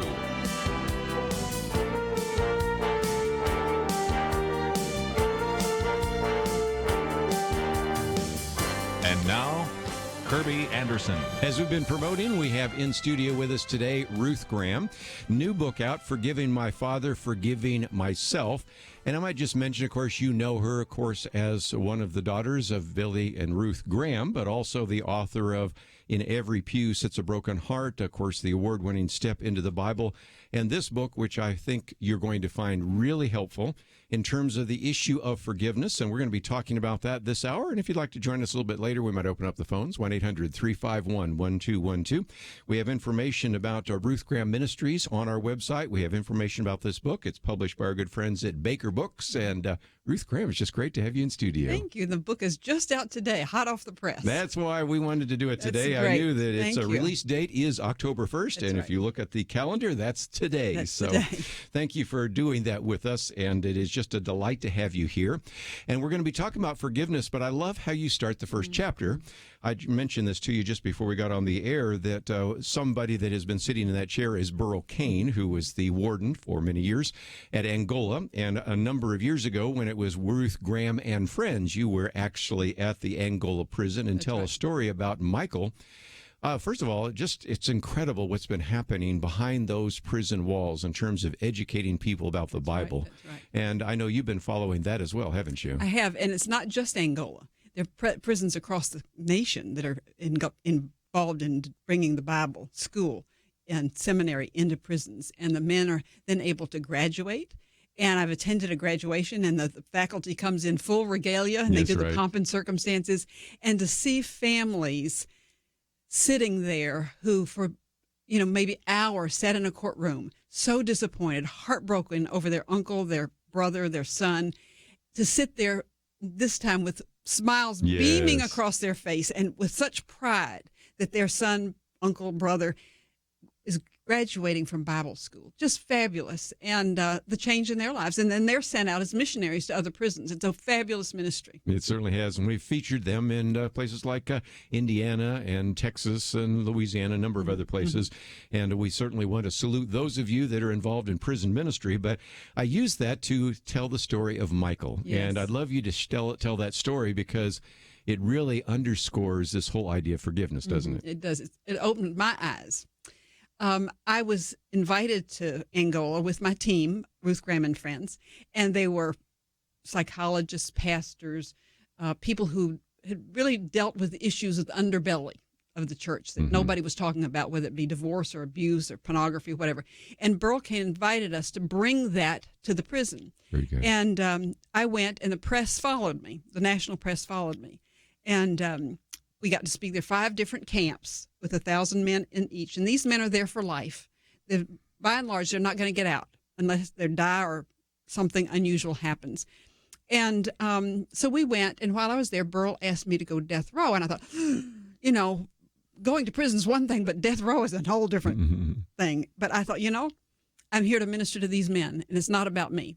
So that morning we got up and we went, and we stood outside the gate, and all the razor wire and all the gates, and stood there, and the gates clanked open, and we walked through the one gate, and the clank closed, and it locked behind us, and then the next gate opened, and we were there on death row.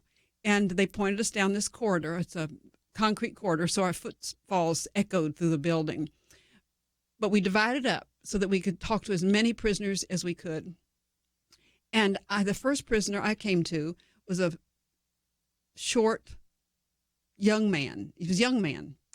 And he stuck his hand through the bars to shake my hand. And so I shook his hand.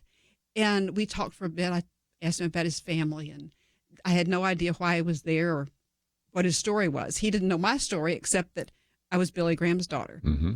So we talked for a minute. And then he stepped back and he said, "Can I sing you a song?" And I said, "Certainly." And he stood back and he took in a deep breath and he sang a cappella, "It is well with my soul." Yes. And I knew it was well with his soul. It was a very tender moment. And we talked for a little while later. And then he said, "Can I give you a gift?" And I thought, what did this man have to give me? I was there to give him something, and he was giving me something. So he slipped back and reached under his pillow and reached out for a little woven cross, a cross that he'd made out of threads from his bed sheets. I still have it. It hangs in my house as a reminder to pray for those men. And he gave it to me, and we said goodbye, and I prayed with him. We said goodbye, and I thought that was the end of the story. Well, like I said, the national press carried this. And about 3 or 4 weeks later, I got an email from someone, and he said, "Did you really go to Angola's death row?" And I emailed back, "Yes." And he said, "Did you meet Michael?" And I emailed him back, and I said, "I really don't know. We met so many men. Let me ask Burl Cain." So I called Burl, and he said, "Yes, you did meet Michael." So I emailed this man back, and I said, "Yes, I did meet Michael." And he said, "Do you know if he's a believer?" I said, "Well, I better check with Burl again." So I called Burl, and he said, "Yes, he is a believer, and he's scheduled to die this month." Wow. And I thought, oh, my. So I emailed this person back, and I said, "Yes, he is a believer, but why are you interested in this young man?" And he wrote back, and he said, "He murdered my granddaughter in a brutal way." Yes. And I thought, oh, my goodness, what does he want with this? And he said, "I want to know that he's going to be in heaven with me when I get there." And I thought, boy, my shallow of understanding of forgiveness did not touch that. Yes. And I thought, I need to really rethink this. And we left that day. And later, I got another email from this man, and he said, "I'm a missionary in Nepal, and I want to know that when I die and I go to heaven, that he will be in heaven with me. And I am sure that when Michael stepped into glory, there was a little girl waiting for him." That's such a great and story. it's only God can do that. That is a miracle of forgiveness. But I realized that my understanding of forgiveness was so shallow. Yes. Well, and we've heard some of these stories, for example, when the attacker went to the Amish and they forgave the attacker. And we've seen many various court cases where the family has said, "We want to speak to the accused and we want to say, we forgive you. We are horrified by what you've done to our son, daughter, grandson, granddaughter, wife, whatever it might be, but we forgive you." And so it just sort of underscores what's in this book. And we're going to come back and talk a little bit more about that because you have a whole section on what forgiveness is not. We're going to get into the whole question of sometimes when forgiveness is really hard because you're talking about an abuser. And one thing about Ruth Graham is you're one of the most transparent people I've ever known because you tell your own story here as well. And anybody out there thinking, well, if you're the daughter of Billy Graham, you must have had an idyllic life and no problems with marriage, no problems with infidelity, no problems with infidelity, no problems with divorce, no problems with any kind of conflict or abandonment issues. You're not paying attention because we're going to come back and we're going to actually work our way through the book. And again, I would encourage you to get a copy. It is just out. Let me just hold it up. And it's about 200 pages. It's published by Baker Books. You should be able to find it in your local bookstore, but it's just out today, so it may take a while to get there. A couple of great endorsements by people that have been on this program many times with us before, Sean McDowell, Mark Batterson. And so we'll come back and talk about forgiving my father, forgiving myself, all that coming up right after these important messages.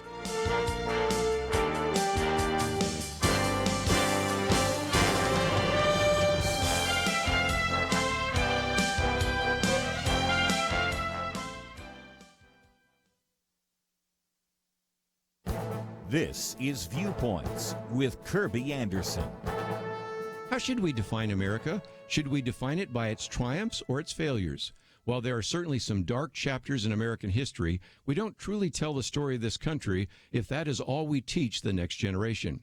James Robbins appears in a recent PragerU video with the arresting title, Goodbye America. He was on my radio program a year ago to talk about his book, Erasing America. I recommend his 300-page book as a great resource that provides the foundation for his video. If you look at many of the nation's textbooks today, you will find that America is described in 5 ways: racism, sexism, income inequality, police brutality, and imperial wars. He concludes that this is the narrative you find in most high schools, colleges, and the media. It is also the description that comes from many progressive politicians. George Orwell once wrote, "The most effective way to destroy a people is to deny and obliterate their own understanding of their history. But the history of America is being revised significantly, and that's a problem. If all you know about this country were what you read in these textbooks, would you have any respect for this country?" James Robbins explains that until the last few decades, liberals and conservatives shared a common understanding of America's origins, its history, and its mission. But all that changed in the 1960s with what has been called the progressive narrative. This new narrative sought not to uplift, inspire, and unite, but instead attempted to demean, degrade, and divide. His book and video remind us that there could be a time in the future where there are no monuments to heroes and no stories to praise them. That is why we should be concerned about what is taught in the classrooms and what is proclaimed by politicians. I'm Kerby Anderson, and that's my point of view. For a free copy of Kerby's booklet, A Biblical View on Anti-Semitism, go to viewpoints.info/antisemitism. Viewpoints.info/antisemitism.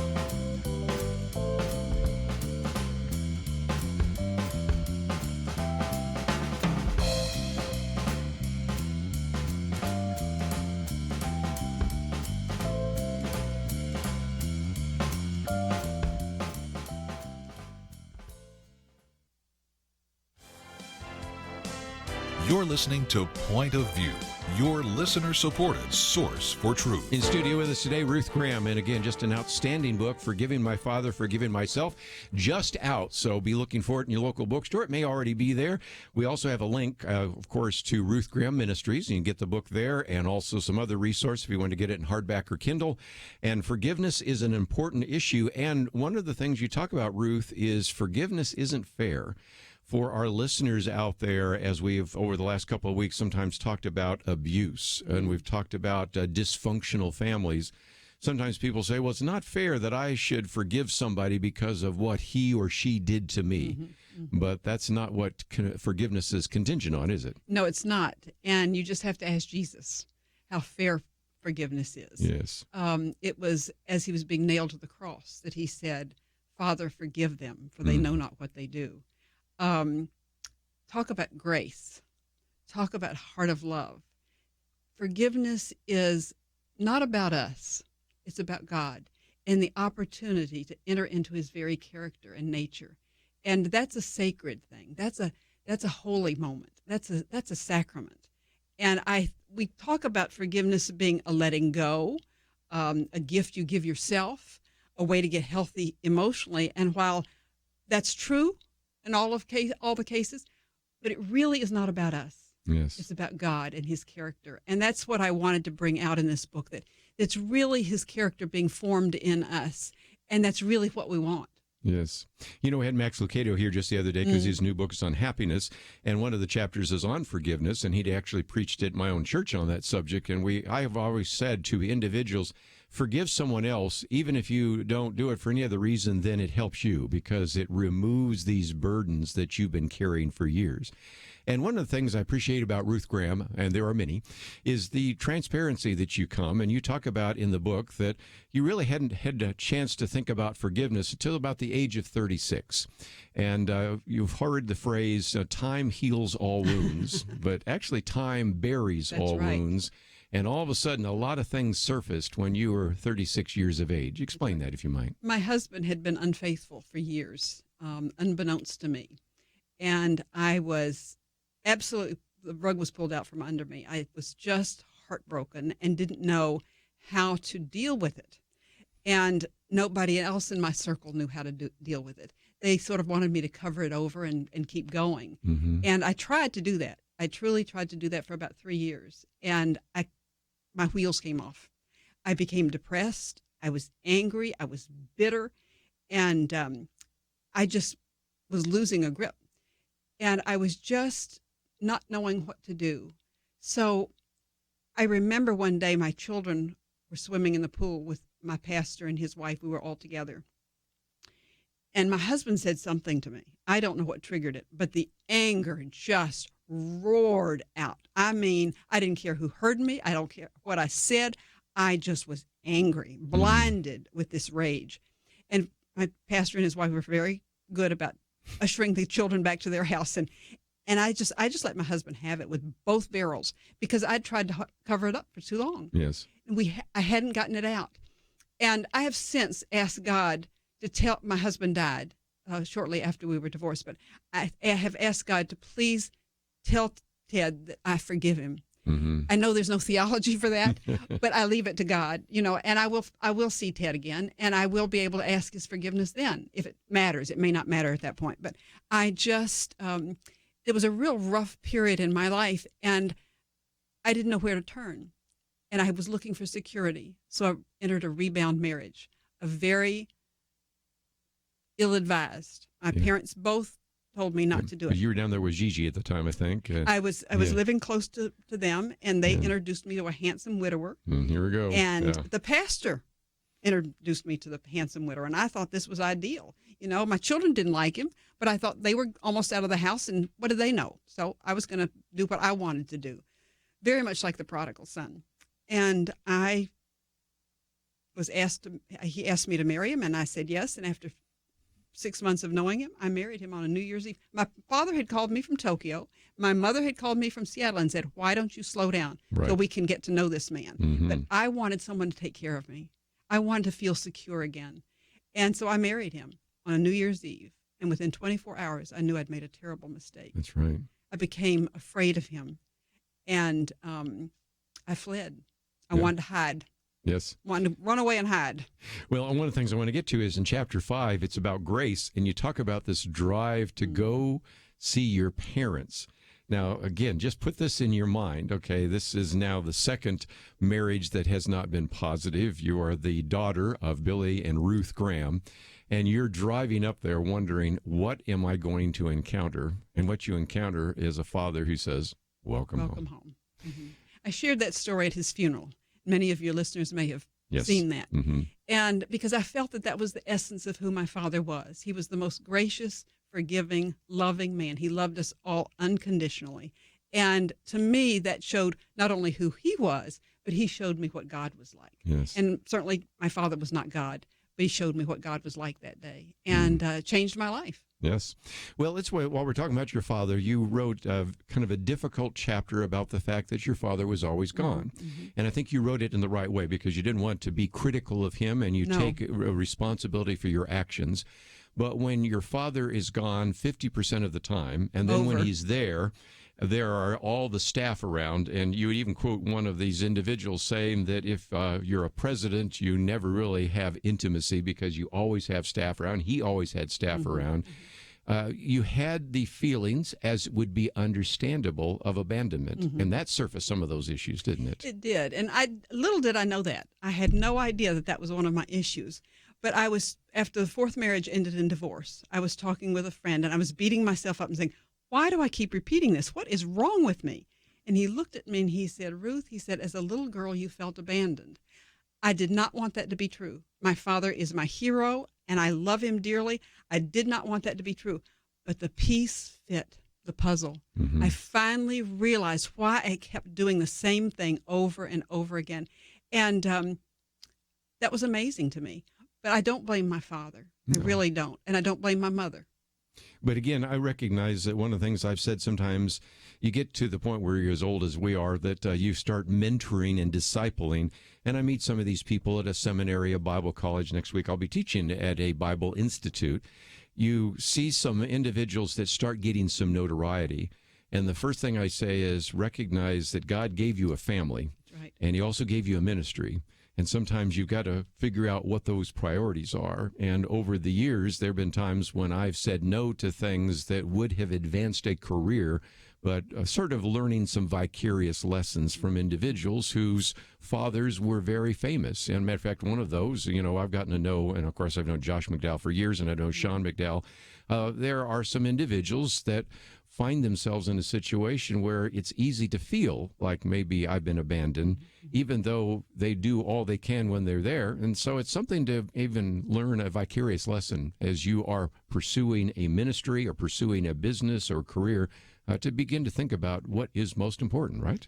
Well, this is a conversation that evangelicals need to have, because certainly back in the 40s and 50s when my father just started, he was filling a void that had been left by the social gospel. Right. People were not doing evangelism, and my father stepped into that void.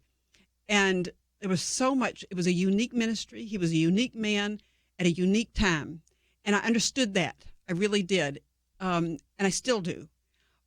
But God gave him family, and he was gone. And he wrote even in his memoirs that he knew that they had those absences had repercussions in his children's lives. And particularly me, as the middle child, I was more quiet, more compliant.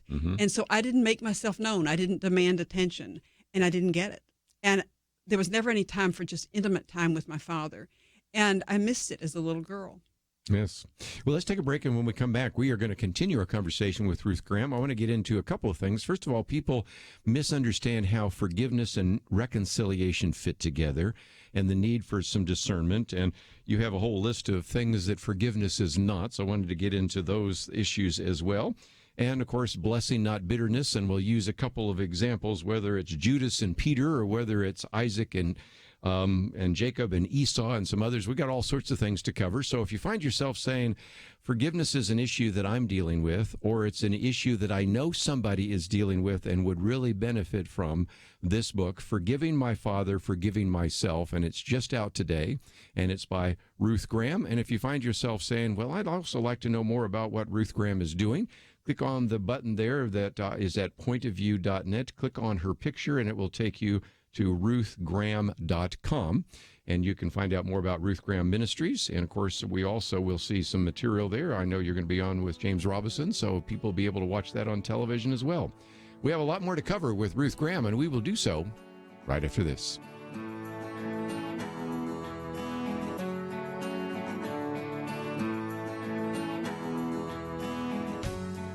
So when people first hear about Medishare, they have questions. Some good ones, like, what is it? Well, Medishare is a Christian healthcare sharing ministry. It's not health insurance. It's a different way of doing things, which leads us to this question. Why do so many become Medishare members? Two big reasons. They save a lot. The typical family saves $500 a month, and they feel great about it. With Medishare, you aren't forced to pay for things you don't believe in. Find out more. 855-SHARE-40. That's 855-SHARE-40. It seems we can't get through a day without hearing how science has been corrupted to support political goals. Media entities have sold out truth for the sake of favored narratives. Even some religious groups have abandoned the Bible to support things based on feelings. So who can you trust? Kerby Anderson and the Point of View Truth Team are your source for real news. Learn how you can make a difference by joining the team at pointofview.net/team or call 800-347-5151. In a world of unending fog, Point of View is a shining light. Do your part at pointofview.net/team or 800-347-5151. Point of View will continue after this.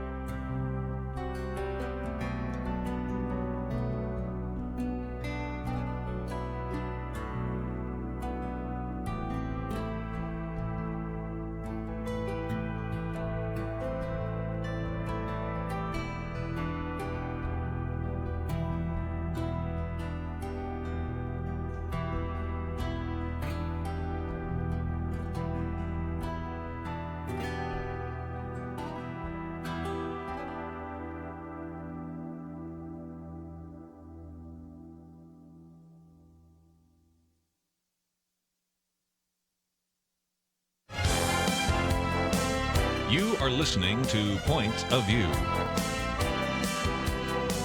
The opinions expressed on Point of View do not necessarily reflect the views of the management or staff of this station. And now, here again is Kerby Anderson. Back for the final half hour, and if you would like to join us, 1-800-351-1212. Although I suspect most of you want to just sit back and learn, so take some notes, because we have the privilege just for a little bit longer of Ruth Graham in studio with us as we talk about her book, Forgiving My Father, Forgiving Myself. It's published by Baker, about 200 pages. We have a link to her website. You can find that at pointofview.net. And I thought, Ruth, for just a few minutes, some of the middle part of your book really gets into some misconceptions that people have about forgiveness. And one of those is that forgiveness is natural, or that it's easy, or that's even an emotion. I mean, sometimes you have to give forgiveness even when you don't feel like it. Just like you have to pray sometimes when you don't feel like praying. Like sometimes you have to read, I hate to admit it, but this is true, even those of us that teach a seminary, read the Bible even when you don't feel like reading the Bible. And forgiveness is like that, isn't it? It's a decision you make, and you can make that decision whether you feel like it or not. And A.W. Tozer said that when you make the decision, that's the doorway by which the Holy Spirit can enter that decision and enable us to do it. And I've found that true in my own life. But we can make that decision regardless. And it doesn't feel fair. It doesn't feel good. But God will inhabit that decision. And it is a lifetime process. It doesn't happen overnight. And we may make that decision and we think, oh, it's all done. But then a week later or 6 months later or a year later, the emotions come roaring back in like a tidal wave. And we think, I really didn't forgive. Yes, you did. You made the choice. You've driven a stake. I forgave on such and such a day. And you have to go back to that and renew your mind in the scriptures, and that God will do a work, but it may take a lifetime. Yes. And I'm glad you brought that up, because that was where I was going to take it next, because you have this sense sometimes that I thought I forgave them, and I think maybe you did, but the emotions just don't fade away. No, they don't. And as you pointed out, time does not heal all wounds. Sometimes time buries all wounds, and then because you ask for forgiveness or because you surface it, some of those long-buried emotions surface again. And, of course, we live in a world influenced by the world, the flesh, and the devil. And I don't know who I want to blame for any one of those emotions coming back, probably all three. But that's another reason why sometimes people think, well, I must not have forgiven them because I still have some of these feelings that I had back when that was actually done to me before. Emotions don't tell us the truth. Yeah. They just are. And so, again, one of the things that I've tried to say, as a matter of fact, recently we had one of the co-authors of the book, The Coddling of the American Mind, because we do some stuff with millennials, is the fact that a lot of millennials say, always trust your emotions. And I would say, if there's one thing that those of us that are a little bit older can pass on to you, emotions can actually take you in the wrong direction. Right. Okay, let's get into another thing that you talk about there, and that is the difference between forgiveness and reconciliation. Matter of fact, you even have one chapter there, Choices for the Wounded, where you talk about discernment. And if there is a word that sort of encapsulates almost everything we've been talking about over the last couple of months here at Point of View, it's the need for discernment. Discernment about fake news, discernment about all sorts of other issues. But one of those is the discernment as to whether or not, as I ask for forgiveness, is that person who I am asking to forgive me, or even a person who's asking me for forgiveness, if that's going to even lead to reconciliation. Because sometimes you can just deal with the forgiveness issue, but reconciliation just isn't necessarily the next step, is it? Not at all. As a matter of fact, sometimes it would be unwise, especially in the case of abuse. You just need to remove yourself from some situations. But forgiveness is unconditional. We can grant forgiveness regardless. We make that decision. But reconciliation depends on the changed behavior of the one who's done the wounding. And they may come and say, oh, I've changed. They may weep on your shoulder. You need outside people to discern whether that person has really changed or not, because you can be fooled. And I was. With my fourth husband, I was totally fooled. And I believed him, but it wasn't the case. And got in a heap of trouble with it. But I have a friend who I quote in the book, Ed Gunger, and he said, you can go to the zoo, you can look at the animals, you can appreciate the animals, the lions and the tigers, but you don't have to get in the cage with them. And that's true when we're in a relationship that's toxic or abusive. We have a spiritual responsibility to take care of our children. And if our children are in an abusive situation, we need to remove the children from that situation for their sake, for our sake. God does not ask us to stay in that kind of a place. Yes. One of the things we've talked about with some regularity here on this program is physical abuse, spiritual abuse, and even I've written about verbal abuse and those kinds of things, because it doesn't seem to be the topics that are addressed from the pulpit. And so I've always felt like this is another way that we can do some biblical teaching, even if it isn't inside the church, because these are really important issues. Absolutely. Good for you. And it just seems to me that this is another place where we need some discernment, because even the other day when we were talking with one of the authors who has written a book on discernment, I said a lot of discernment isn't even biblical discernment. It's just common sense. You know, if a person lies to you, then the next time they tell you a story, you need to be a little more skeptical. If a person has hurt you in any significant way, whether it's to hit you or just verbally undress you in front of everyone else, you need to just be a little bit more careful. Trust but verify, is what Reagan would say. And those are the kinds of things that I think really are part of what you're talking about here as well. Forgiveness doesn't mean that you're a doormat. Forgiveness doesn't mean that you ignore the past abuse or the past action. And so I think there's a really good balance there as well.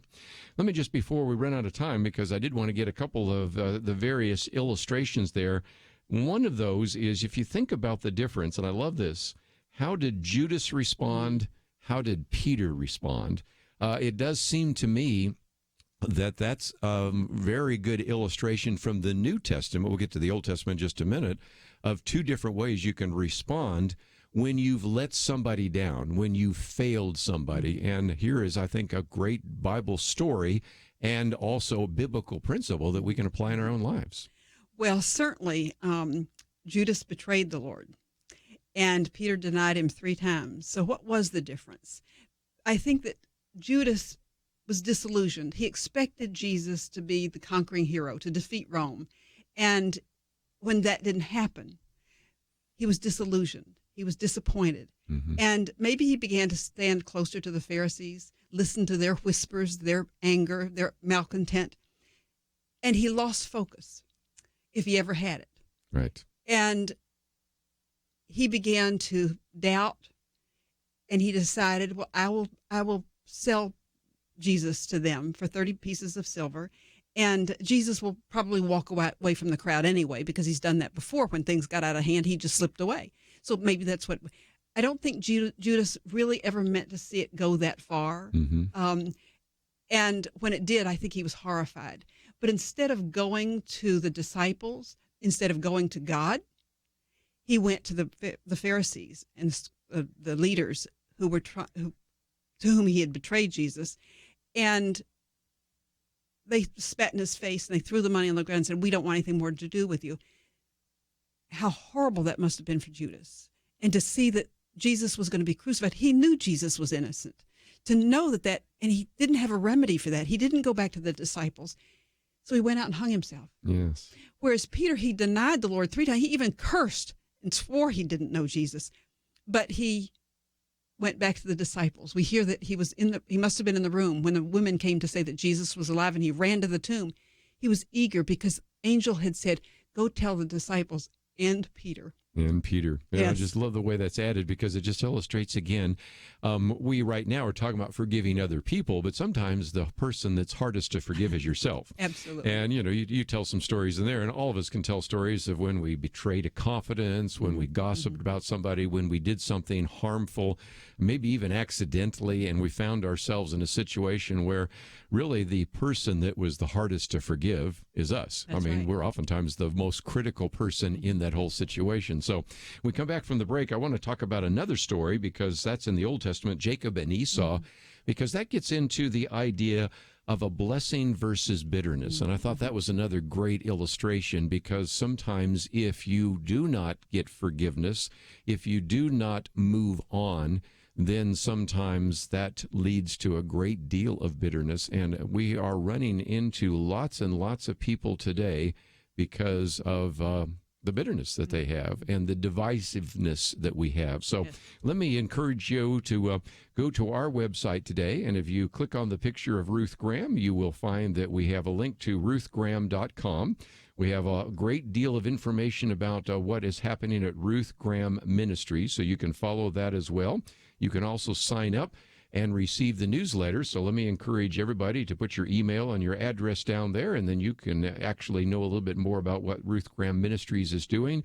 And I hope that those of you that maybe are in one way or another looking for some of the advice that is in this book will take a copy of the book, but also get some of that material on our website or go to Ruth Graham's ministry as well. Let's take a break, though. We have a lot more to cover, and we will do so right after this.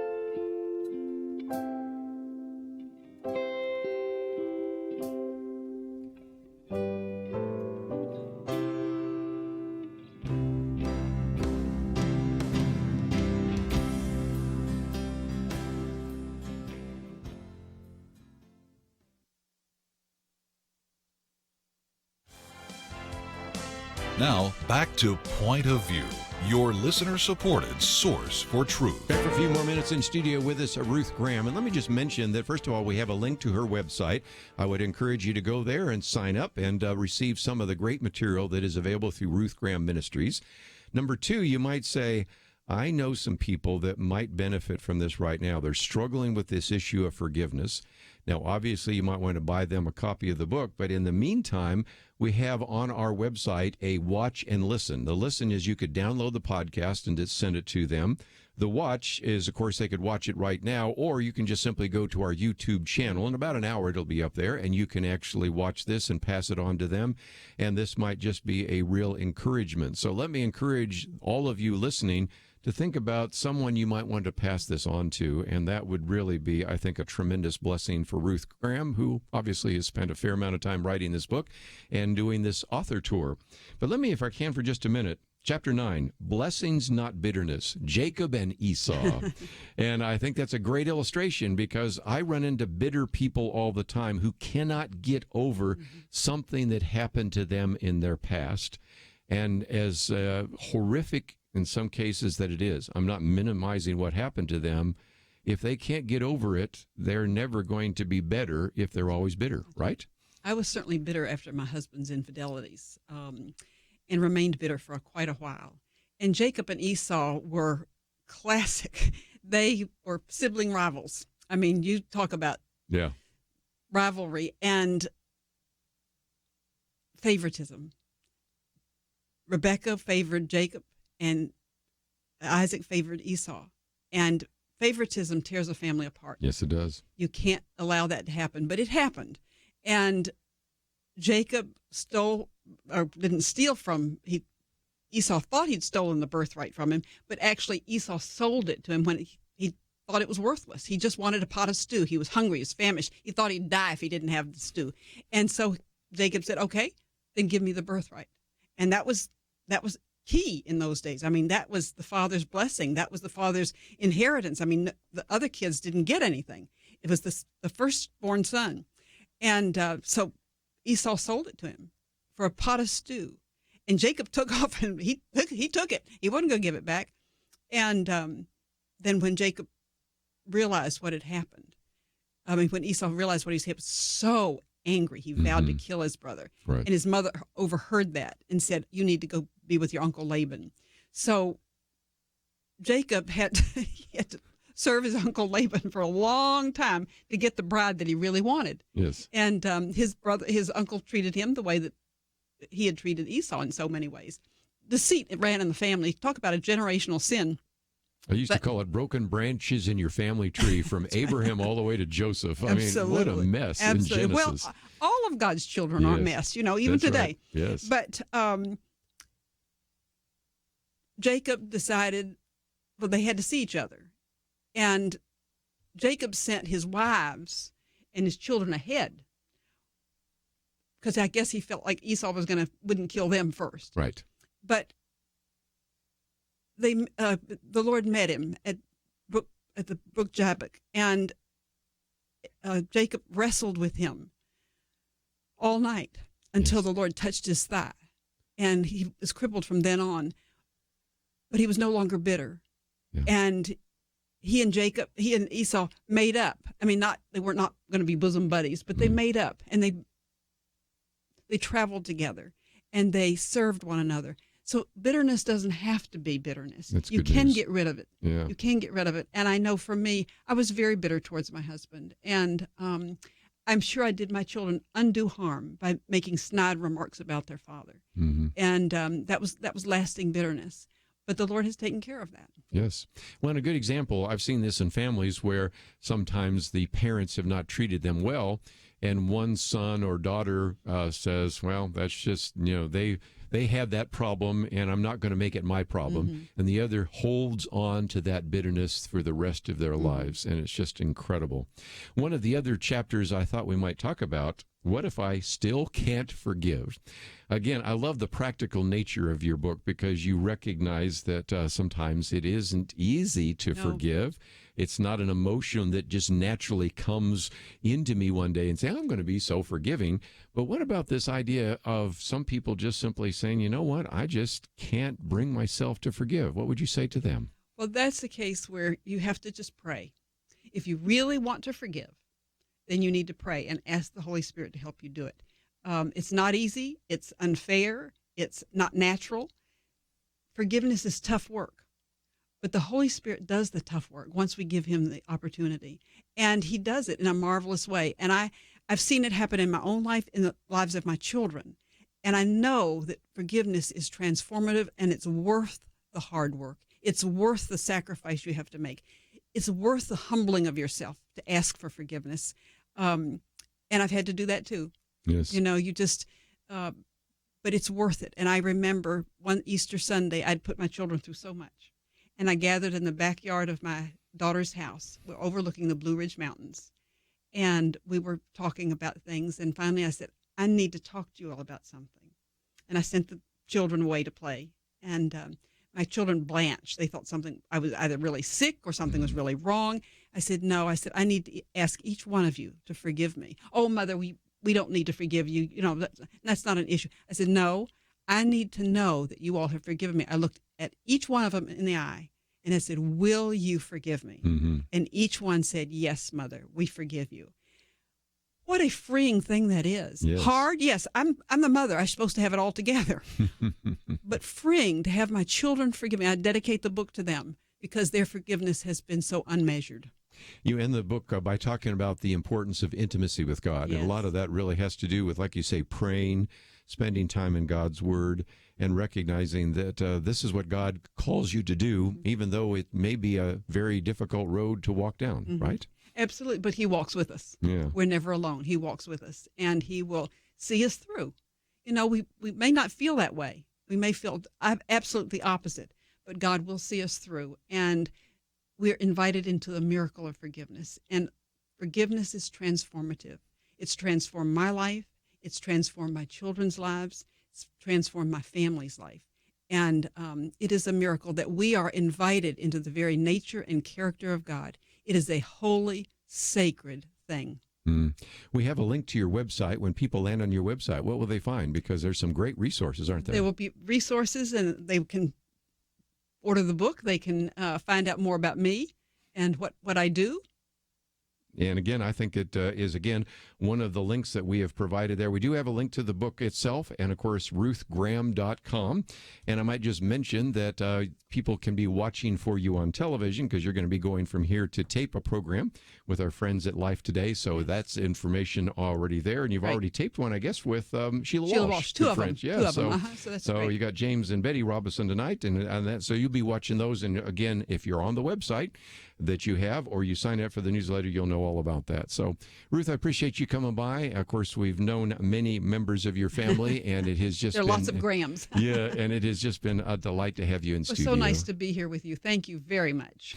That's all we have for today. And so if you find yourself saying that I'd really like to maybe hear this again, or I know somebody that really would benefit from this, just again, go to the website pointofview.net. What you'll see in the upper right-hand corner is a little red box, one that says listen, and that will allow you to download the podcast, and you could just immediately send that to anybody by email, or you could post it on your Facebook page or Twitter page or something like that for people to follow the interview. Or we also have the button that says watch, and you, of course, watch it right now. Of course, it'll be on YouTube very shortly, and you can watch that as well.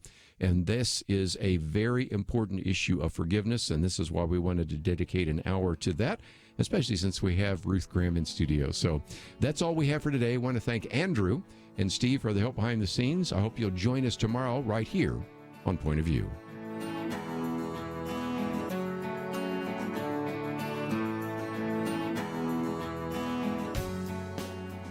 There's an old saying that the first casualty in war is truth. Maybe that helps you understand what's happening in America right now. Thankfully, it's not a war with bullets, but there is a war for control. Control of the country and control of your pocketbook. Truth is under fire, but you can help turn the tide by supporting Truth. Join the Truth team at Point of View Radio. Learn how you can make a difference at pointofview.net/team or call 800-347-5151. Don't let truth become a casualty on your watch. Pointofview.net/team and 800-347-5151. So what would you do with an extra $500 a month in your budget? Pay off loans, save it, do something fun? Well, it's something you may need to think about if you become a member of MediShare. MediShare is a Christian healthcare sharing ministry, and it works. You can save big time on your healthcare costs, and you don't have to pay for things you don't believe in either. Find out more. Call 855-SHARE-40. That's 855-SHARE-40. 855-SHARE-40. Point of View is produced by Point of View Ministries.